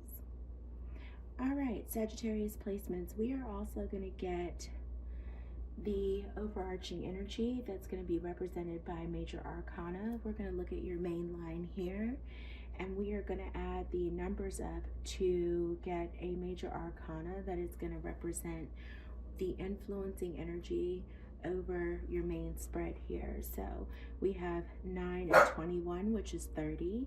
And then our Queen of Cups has the corresponding number of 13. So we have 30 plus 13 gives us 43. That reduces to 7, which is, of course, our Chariot energy. So let's get the Chariot out for you here.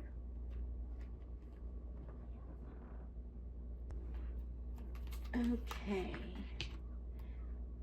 All right, Sagittarius, let's look at this. Let's get started. So, looks like for Aquarius season, you are in a place now where Spirit is saying throughout this season, you need to really enjoy what you have worked so hard to achieve, Sagittarius, okay? It looks like that you've had some successes that have come your way, and you may not be recognizing these successes, okay? Or you could be downplaying your successes a little bit. Spirit is saying, like, you know, you are abundant in ways that you may not recognize. You may have had some tough times, and you've worked really hard to achieve the things that you have right now. So you want to savor these wins that you've had come your way, right? Share your good fortune that you've had, right? And remember that anytime that you are sharing with others, that generosity is always going to flow back to you, okay? But Spirit is inviting you during Aquarius season to really just relax and enjoy what you've really worked hard to achieve at this time, okay? Now, if this is in regards to love and romance, Spirit is telling you that there is going to be a new level of happiness and intimacy that you are either going to reach within a relationship that you have, or you have potentially a new and exciting partner that you're attracting, who is happy and fulfilled all within themselves, and that is ready for a serious relationship with you. That is on its way to you. And for those of you that are focused on career and finances at this time, you know, there could be current projects that could be nearing the end of completion, right? Because again, 9 is all about completion. So look forward to celebrating some of those projects coming to an end before moving on to welcome potentially some new ideas, okay? But overall, what Spirit is telling you is right now in Aquarius season, you've worked really hard to achieve some things. So be present, be in the moment, and really celebrate your accomplishments at this time. Now, when it comes to your challenge of being in that 9 of Cups energy in Aquarius season, you have the World card coming in for you. When you get the World card, Sagittarius, you know, this is signifying the end of a cycle. And your challenge here may be to remember that the end of a cycle is something to be celebrated, right? Because the end of the cycle is when you get to experience the reward for all of your efforts, okay? So again, you want to celebrate your wins and acknowledge again how far you've come. So this World card is playing right back into that 9 of Cups energy.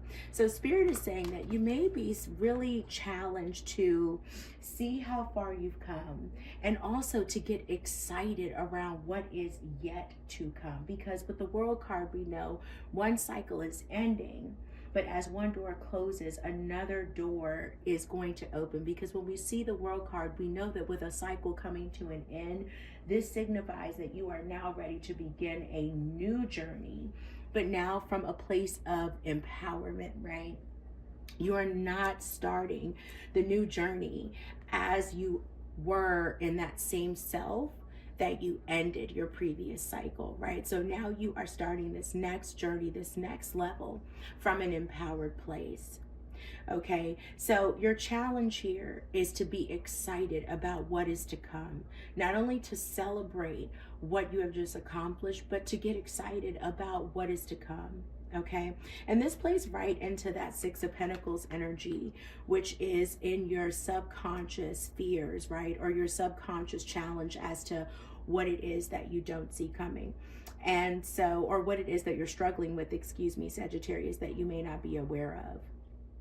So in your unconscious fears or subconscious struggles, you have the 6 of Pentacles, which goes kind of directly into that World card. What this is telling me, Sagittarius placements, is that you may struggle with receiving. Okay, because the 6 of Pentacles is all about that balance, right, of giving and receiving. And so the 6 of Pentacles asks you to look at what is your relationship, right, with giving and receiving. Because, you know, of course, with giving, we have the reward and those good feelings, right? Of, oh, I gave to someone else, I did the charitable thing, right? But we need to remember that receiving can sometimes leave you feeling, excuse me, like you are unworthy or undeserving, right? Especially if you feel like you don't have anything to give back in return. So Spirit is saying here that what you need to really be keep in mind is that when you are receiving, you should never feel obligated to give back to whom you are receiving from. Okay, you're supposed to remember that these moments of kindness, and when someone has given to you, you are to comfortably accept, be in a receptive mode at this time. The same thing when you are receiving these compliments, when someone is celebrating your wins, okay? When people are saying, bravo, Sagittarius, you did a great job, or someone wants to reward you for your hard work, you should receive in these moments. This is a time for you to openly receive. And the more comfortable you become with receiving, the more abundance is going to flow into your life. So right now, your challenge is going to be being in a time of being receptive because you deserve it, and you don't owe anyone anything for being open to receiving. Okay? Be in a place of reception, and that's going to attract more abundance into your life. Okay? And be open to the new abundance that is coming your way in this new cycle that you are starting. Be proud of what you have achieved, and be open to this new cycle that wants to bring in more things for you to receive, and you don't owe anyone anything in return. Okay? Now, your action and advice from Spirit is to be in the Queen of Cups energy. And Queen of Cups is all about being in a place of compassion, right? And to be in a place of healing energy, caring not only for yourself, but so much so that you can extend this out to others. So the Queen of Cups has so much love to give to herself, so much calm, healing energy that she pours to herself, that she is then able to give this out to others. She is so emotionally stable, so emotionally calm in her energy, that then she is able to generously pour this out into others. And so for those of you who have potentially a love offer coming in with someone who is so incredibly happy and stable in their own energy, that then they are looking for something serious to offer you, if you are also in a place of self-love, and you are healing, and you are in a place where you are open to receive, then you will also, if you are in this Queen of Cups energy, be in such a place where you are able to extend love in return.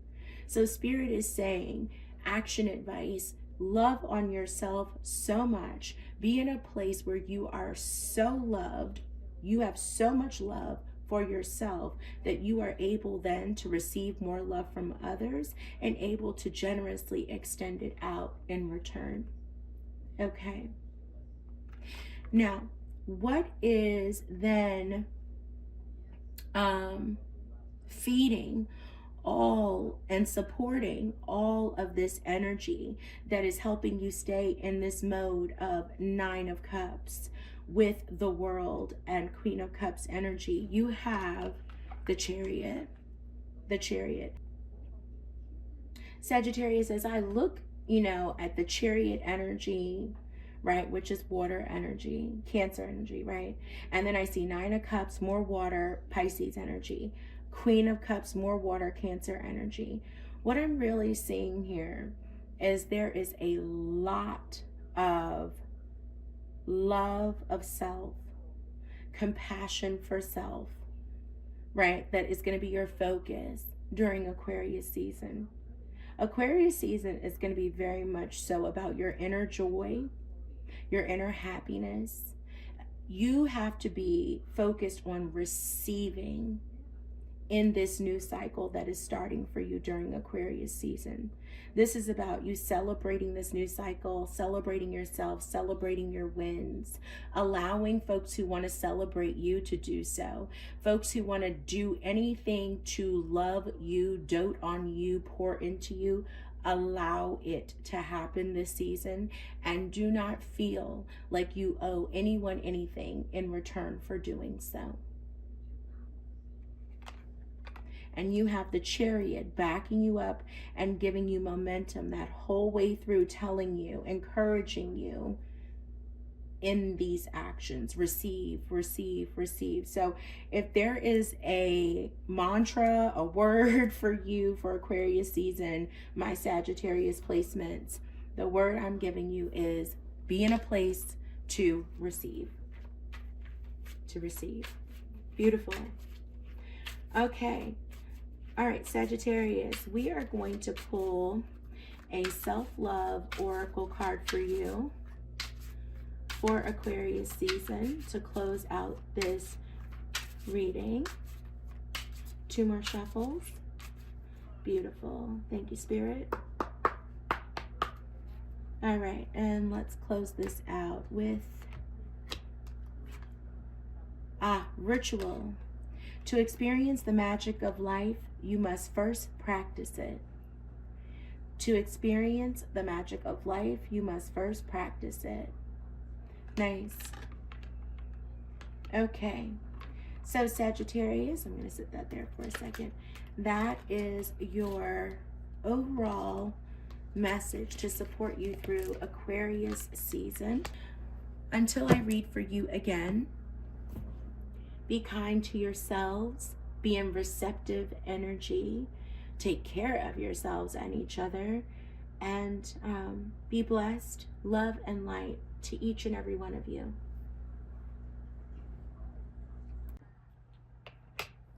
Hey Capricorn, welcome in to your very brief check-in. We are going to just look at what Aquarius season, which just begun, is bringing in for all of my Capricorn, Sun, Moon, Rising, Venus, and North Node. My setup is a little different for the reading this evening because I'm feeling under the weather.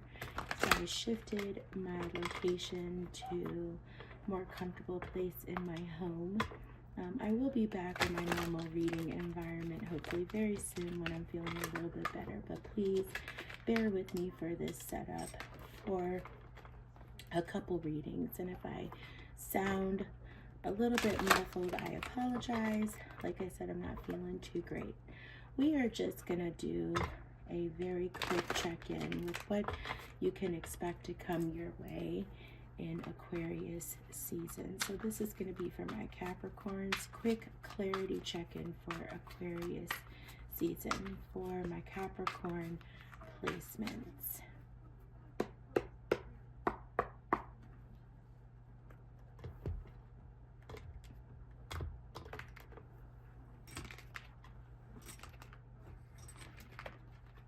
All right, let's get started. So the current situation for my Capricorns, we have the 2 of Pentacles, and current challenge for Capricorn placements, 5 of Pentacles.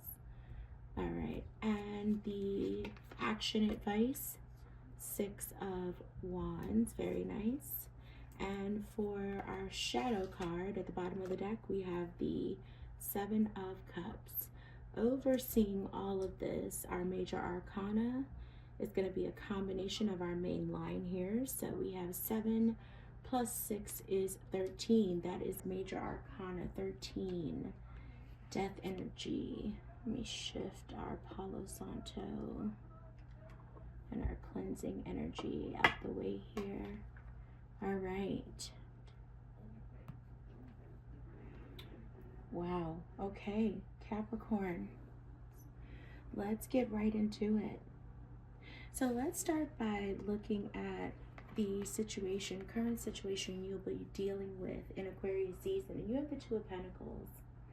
Okay, so 2 of Pentacles we're talking about balance and stability here.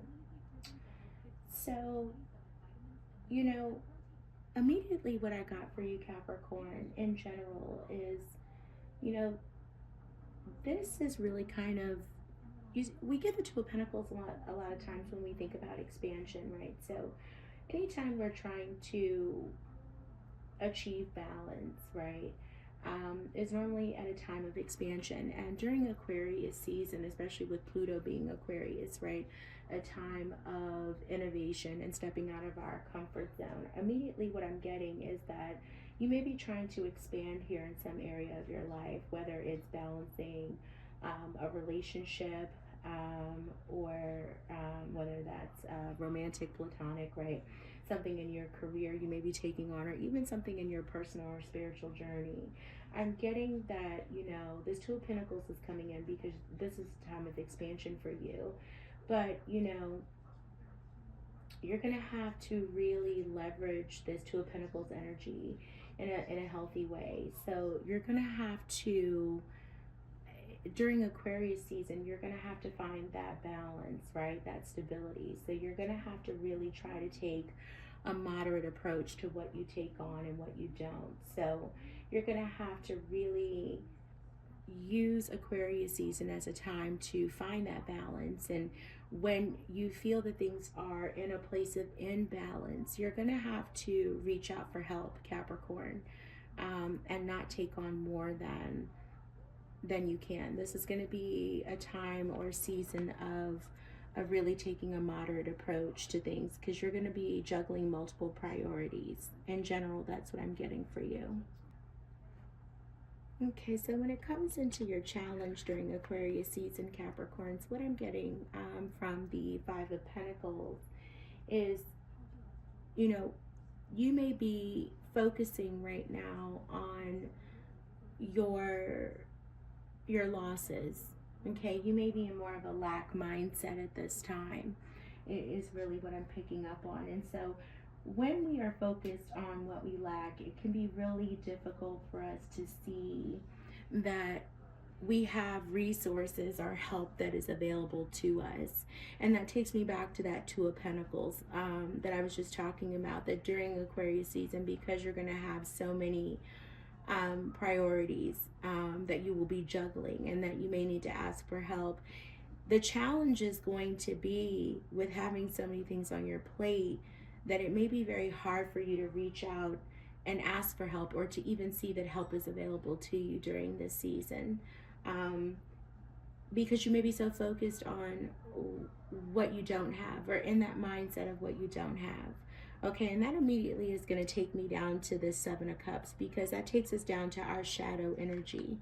And Seven of Cups, right, is all about having multiple choices, right? And so when we see cup energy, a lot of times it's about opportunities and love, right? It's immediately what we go to, because the cup energy is all about emotions. But it's just multiple opportunities, multiple hopes, multiple dreams. So for me, if you're not able to see that you have these multiple opportunities of assistance, of people who love you, of your support system, right, that is here and available to you, of things that will fulfill you and support you, and people who will help you and love you and comfort you during this time where you have so much on your plate. If you are in this Five of Pentacles energy of lack, of I don't have, or this isn't available to me, if you are focused in spiritual poverty and in a place of worry, it's going to make Aquarius season very difficult for you when you have so much on your plate at this time. Now, in terms of your action advice during Aquarius season, you're getting the Six of Wands. So what Spirit is telling you here is that victory not only is promised to you, but that people are going to be taking recognition of all of your accomplishments. So you're going to have so much on your plate. And not only are you going to have so much on your plate, but you are going to be victorious in getting all of these things accomplished. And what Spirit is telling you is that when you get the public recognition, of getting all of these things done, when folks are saying, wow, Capricorn, way to go, good job, you need to accept. Your advice here is to accept the compliments without shame, without saying, oh no, it was nothing, or, you know, oh, anyone could have done it. Bull. Okay? Bullshit. Accept that. Accept it. Say, thank you. It wasn't easy, but thank you. Accept the rewards, the recognition for all of your hard work, Capricorn, at this time. Be proud of what you have achieved and accept that these moments of victory and these compliments and those rewards and recognition proudly. Don't apologize for them. Be very, very proud of what you have accomplished and accept the rewards and recognition for getting it all done. Now, the Death card is influencing,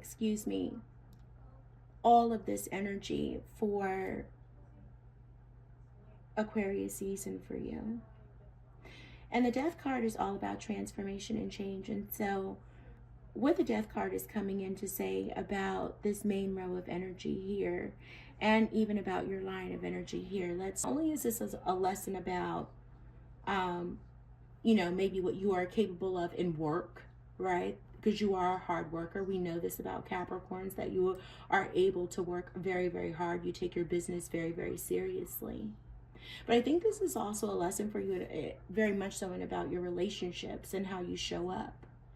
And I think that this is a reminder of how important it is for you to nurture and cultivate those relationships. You may feel like you don't have any friends, or you can't count on your family, or that you always have to lead everything in your partnerships. And I think this is a reminder here that there are people who are willing to be in your corner for you, just as much as you may stand in the corner for them. But that you have to be willing to ask for help, number one. And you also have to get out of this mindset that no one is there, because there are people who love you and are available to you. But you have to also nurture and cultivate those relationships simply by reaching out to people and not being in this one-man show. I can do it all myself because I am by myself. You can't be in a place of isolation, right? You can't be on an island and then wonder why no one is there.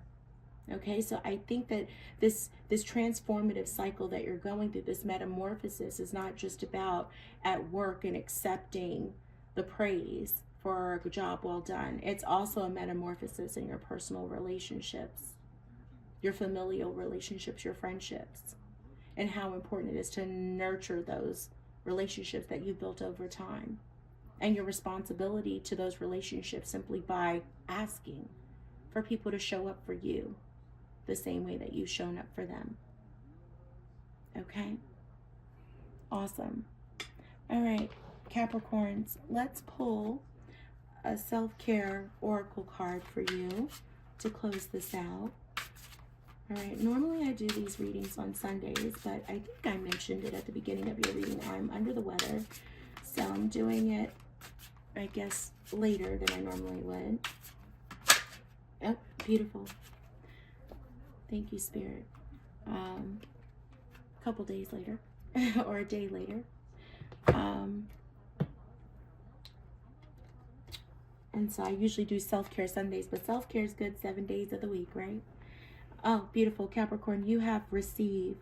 You're being asked to be open to receiving universal gifts. Amen, Ashe. These could come in the form of love, money, compliments. I love that. Healing energy, and universal wisdom. Know that you're worthy of these gifts and open up to them. How beautiful is that? Awesome. All right, Capricorn, it has been such a pleasure to read for you today. Until I read for you again, please take care of yourselves and each other. Love and light to each and every one of you. Be blessed.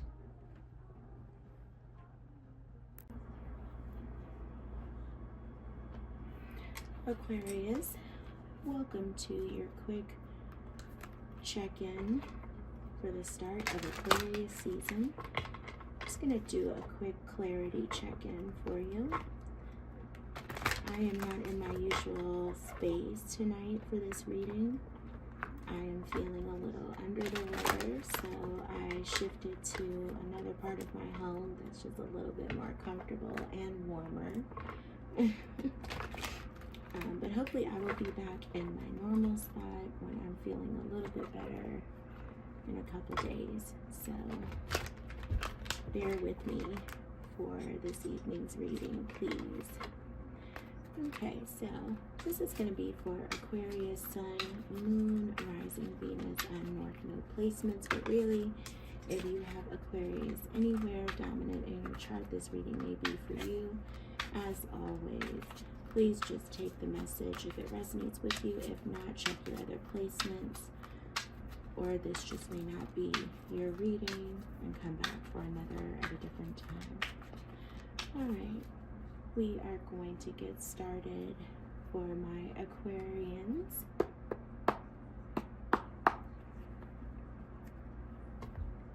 Quick clarity check-in for the start of Aquarius season. Okay, so what is the current situation for Aquarius at this time? Knight of Cups and challenge. King of Pentacles. And action advice, the Fool, nice, and shadow subconscious work for Aquarius. At the bottom of the deck we have the Hermit. All right, Aquarius, we are going to get the overarching energy that is impacting your main line here. We're going to do that simply by adding up the numbers associated with these cards. We have the Knight of Cups, King of Pentacles, and the Fool. We have our Knight of Cups, which is Knights are 12, King of Pentacles, which Kings are 14, and our Fool is 0. So 12 and 14 is 26, and 2 and 6 reduced to 8, which is our Strength card. Leo energy. Okay, Aquarius. Let's get started with taking a look at these energies for you. Let's jump right in. So, for the current situation, you have the Knight of Cups. So, for the Knight of Cups, this is telling me that now during your sun season, you have a partner that may be coming into your love life. You know, that, you know, you may have like an ideal knight in shining armor coming in, you know, but that, you know, for sure you want to take things slowly while just enjoying this romance, you know, and being swept off your feet. You may be, you know, experiencing some renewed romantic feelings if you're already in a relationship, you know, and maybe even taking your relationship to the next level for those of you that have been in something long term, which could be, you know, saying I love you, or, you know, taking steps towards even a proposal of marriage, right? So you are either preparing to act on romantic feelings or have someone new coming in, but there's some sort of romance that is either entering your life or strengthening in your life at this time. But this is definitely energy of, you know, taking it one step at a time, and this is just next level romance. I'm definitely getting for a lot of you that this is someone new that's coming in. I'm definitely getting newer romance, and that you are interested in taking things slow.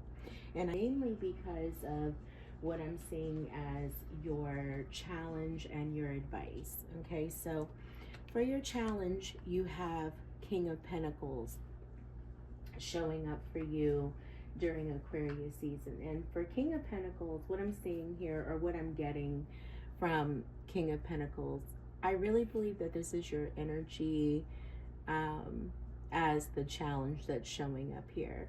I'm seeing as you are focused on what you have built. Okay, you have accumulated a certain amount of resources for yourself.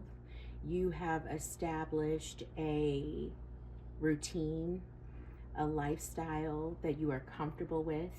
Okay, and this doesn't necessarily even have to be that you are rich, right? King of Pentacles is just very resourceful, dependable, stable, right? Yes, we think of abundance and wealth and generosity, but this is just the ultimate stability, right? Someone who is just very comfortable with where they are, right? And is able then to now open up and share with others. And what I'm seeing as your challenge here is that last part, right? That you have this potential new romance coming in, and your challenge is opening up and making space for this person. And what I'm channeling here is that there may have been something in the past, and I don't even necessarily mean the recent past. For some of you it could be, but I'm getting that in the past you have had someone come in and you've shared a life with someone, and something that could have been quite long term, and you've gone through the process I'm so sorry, please excuse me. You've gone through the process of healing from that, and you started over, and now you are in a really solid place, right? You're stable, you found your rhythm, and now here comes this person when you weren't looking for love. And that's how it always shows up, right? When you're not looking for it. And you are like, do I want to make space in my life for this person?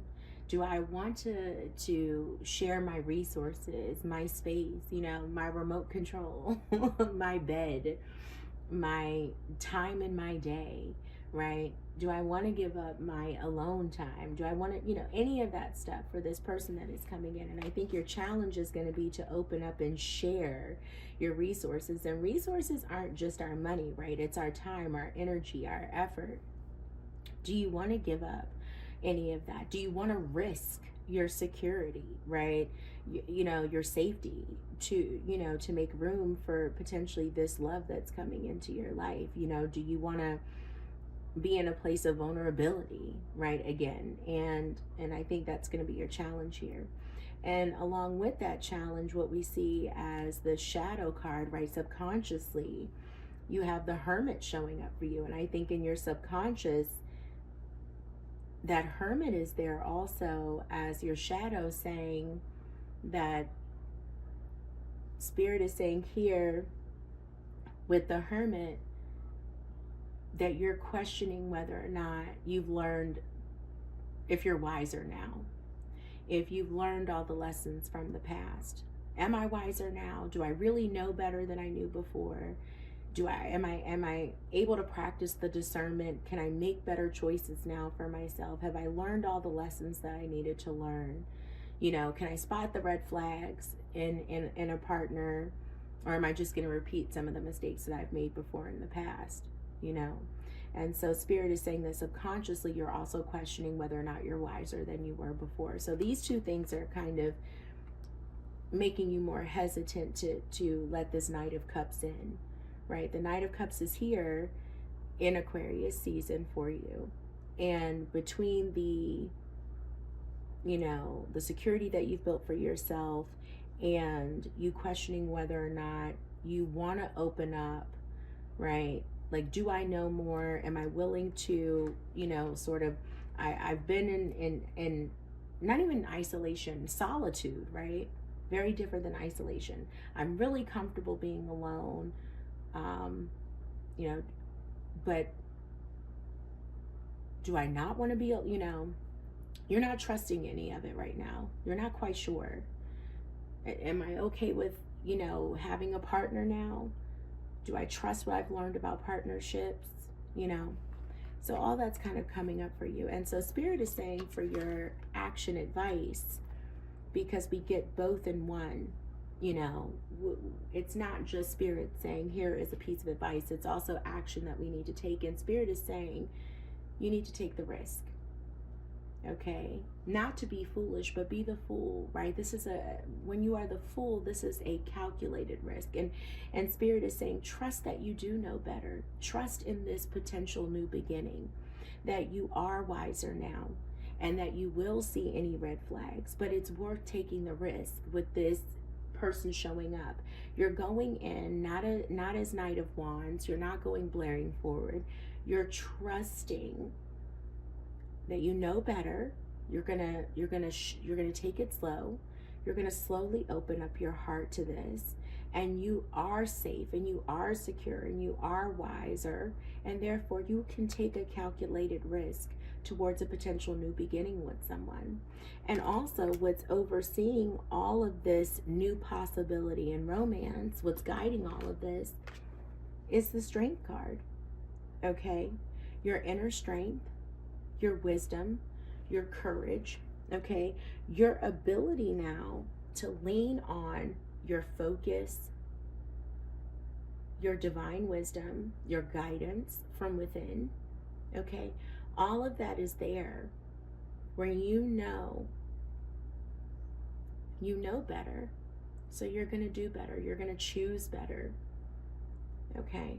So you have your inner strength, your courage, your power, your renewed confidence, right, to come in to guide you in opening up and trusting your inner wisdom, and trusting your ability to give what you can, what still makes you feel safe and secure of your time, energy, and efforts, but to open up to a potential new beginning, right? With faith, with optimism, that what this Knight of Cups may bring you to what this Knight of Cups may have to offer you may be the romance and the love that you deserve. Okay, during Aquarius season, Spirit is encouraging you to trust yourself and to open up to this potential new beginning in love, because you know better, so you will choose better. All right, Aquarius, this looks like a very beautiful opportunity here, and Spirit's telling you to go for it. Trust in Spirit. Go forward in blind faith, right? But knowing better than you did before. You got to trust in that. Okay, we are going to pull, thank you, Spirit,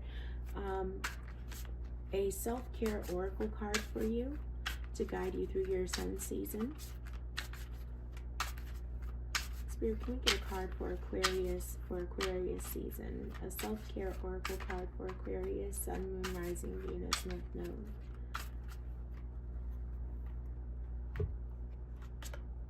Born to stand out. That is so perfect for Aquarius. Every Aquarius is born to stand out. You don't fit in. Stand in your own power and be proud of your individuality. What a perfect card. What a perfect card for your season. Love that for you. Beautiful. All right, my wonderful, unique, proud, and individual Aquarians. What a fantastic reading. Take this chance on love, Aquarius. Take a chance. All right, until I get to read for you next time, Aquarius, be bold, be brave, take care of yourselves and each other. Be blessed, love and light to each and every one of you. Have a beautiful, beautiful birthday season. Much love. Pisces, welcome in to your quick check-in for the start of Aquarius season. Thank you so much for joining me. I am not in my normal location for my readings because I am feeling under the weather.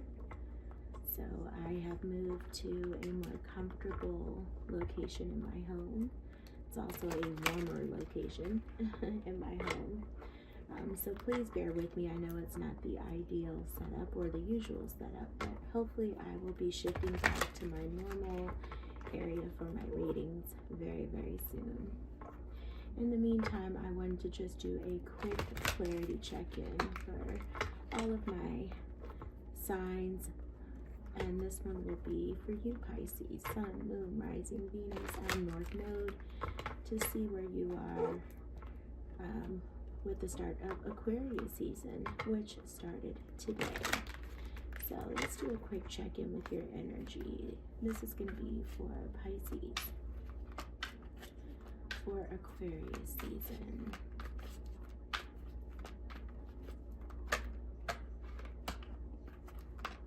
Couple more shuffles. Beautiful.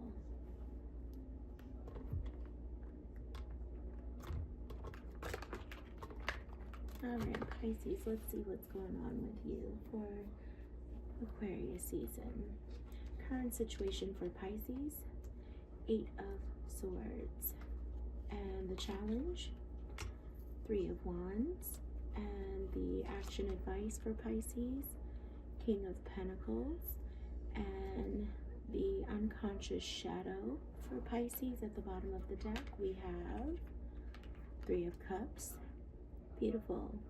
All right, now Pisces, we are going to see what major influence is driving this main row of energy that we have here. We do that by adding these cards together. So 8 plus 3 is 11, and our kings in our tarot deck is 14. So that gives us 25, and 25 reduces to 7. And that is, of course, 7 is, of course, related to our Chariot, Cancer energy. Okay, Pisces, let's get started. Now, looks like in Aquarius season, situation that you're dealing with is the 8 of Swords. Okay, so Pisces, it looks like that, you know, you're feeling trapped in a situation that is no longer in alignment with your current path. Okay, and this can just be, you know, in love, in your career. This could really just be your spiritual path as well, right? Where you just know you need to, release yourself, right? But you really just don't even know where to begin. Okay, you may feel like you're not fitting in where you are now. You may be feeling trapped by your circumstances, trapped by the past. You may be feeling like you're trapped by your own thoughts, or really just trapped by these feelings of uncertainty, or you know, you feel like something is holding you back, or like you really can't move forward at this time, you know, and you may even feel like giving up and walking away, but that could even feel like it's just, that's even too exhausting, or that could feel, you know, really dismantling to your whole life in some way. So if this is a love or romance relationship, you know, you could feel like you're battling, you know, from even entering into a relationship, right? Or being vulnerable with someone, or getting out of a relationship where you felt trapped for a long time. If this is about career, you know, you could be working with a job where you're feeling like there's no way out, right? Or, you know, perhaps, you know, a fear of failure is preventing you from, you know, quitting a job or trying a new career pathway that may be better suited for you. Either way, this is like feeling trapped or feeling stuck. And so Aquarius season is going to have you in this place where you just feel like, you know, you don't feel like there's anywhere that you can go, right? So it's really going to be in this position where you're going to feel like you're struggling alone. But remember that if you are feeling stuck, that you're going to need to reach out for help. But right now, during Aquarius season, feeling trapped, feeling stuck in your circumstances is kind of where you're going to be at this time. Your challenge on top of that, okay, you have the Three of Wands. The Three of Wands. Now, your challenge and your both your challenge and your subconscious blockage, where you have the Three of Cups, you have two threes here, which I found very interesting, and two very different energies. Three of Wands is action oriented energy, right? And Three of Wands is all about progress and planning. Okay, so you may feel like there's a delay in your plans, right? Or even that there's some sort of disconnect between you and others right now. You may feel frustrated or disappointed, right? Like you can't make any progress, or there's a disconnect between where you want to go and where you are. And I think this ties directly back to that Eight of Swords, obviously, like feeling trapped, feeling stuck. And then here you are, you're trying to make plans, you're trying to progress, and you're feeling like you can't get anywhere. And I think this ties directly into that Three of Cups as well. If you're feeling disconnected from others, right, who you feel may be able to even come in and support you, I feel like you may even be feeling right now like you don't have anyone in your corner, or you're telling yourself that you don't have anyone to offer you support, happiness. There's no sense of community that's backing you right now. And so your challenge here is going to be to remember that, one, there are people in your corner. That's what Spirit is telling you. That in order to get out of this Eight of Swords energy, in order to feel like you are making progress, in order to feel like you have opportunities available to you, that your ships are coming in, you're going to have to lean on your community. And sometimes what we don't think about are those cups that maybe we feel aren't available to us because we don't want to be a burden, right? And a lot of times, especially with water signs, they don't want to burden anyone else, right? We don't want to ask for help. We don't want to reach out because we don't want to burden someone else. Oh, they have their own problems. I don't want to be a burden to them. I don't want to reach out and bother anyone with what I have going on. But Pisces, you have people in your corner. Spirit is coming in with action advice, and it is the King of Pentacles. Now, the King of Pentacles is abundant, yes, in his wealth, but we have to think of pentacle energy not always just in terms of financial, right? So time, energy, and effort. So Spirit is telling you to be in King of Pentacles energy here. Put forth the time, the energy, and the effort, and be disciplined about it, right? So be disciplined with your time, your energy, and your efforts into making progress, into your resources, right? Into your community. Reach out, ask for help. And when someone says, hey, I know of someone, make that phone call, send that text, follow up with that email. Be disciplined about it.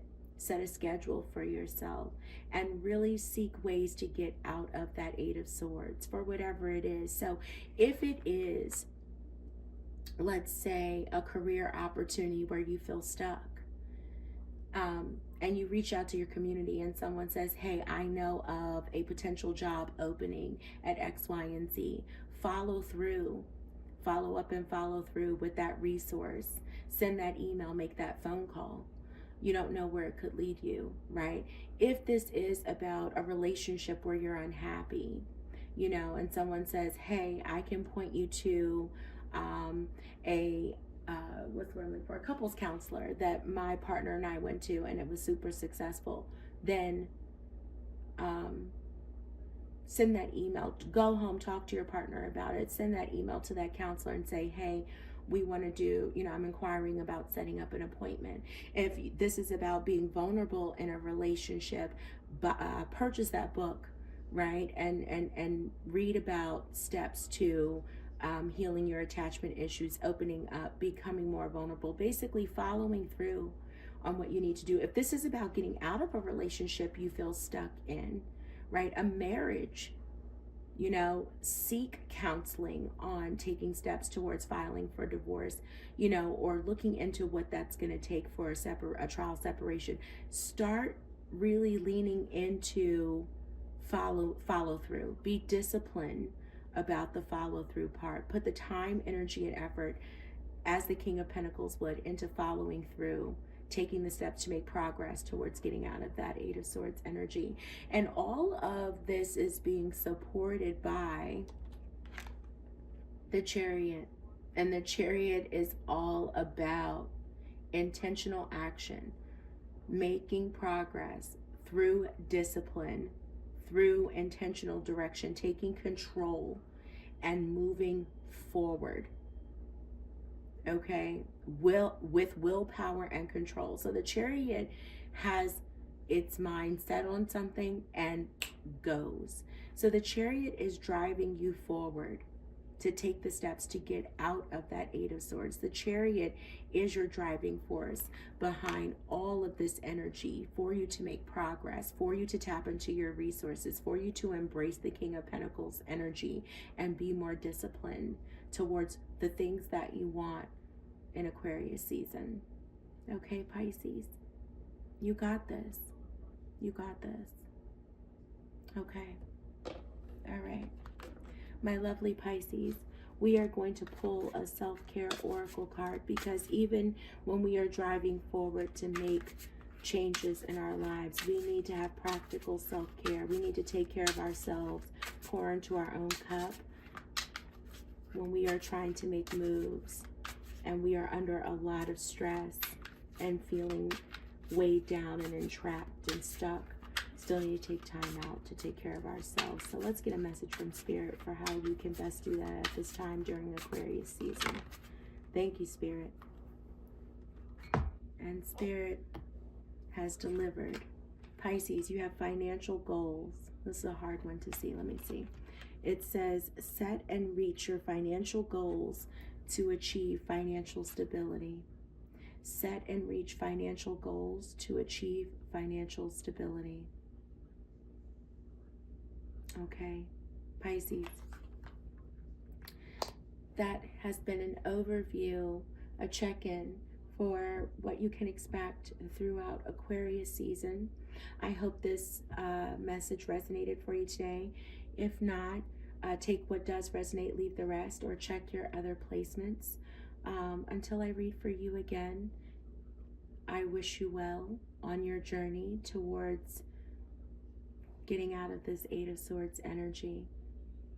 I'm sending you lots of love and light. Take care of yourselves and each other. Be blessed.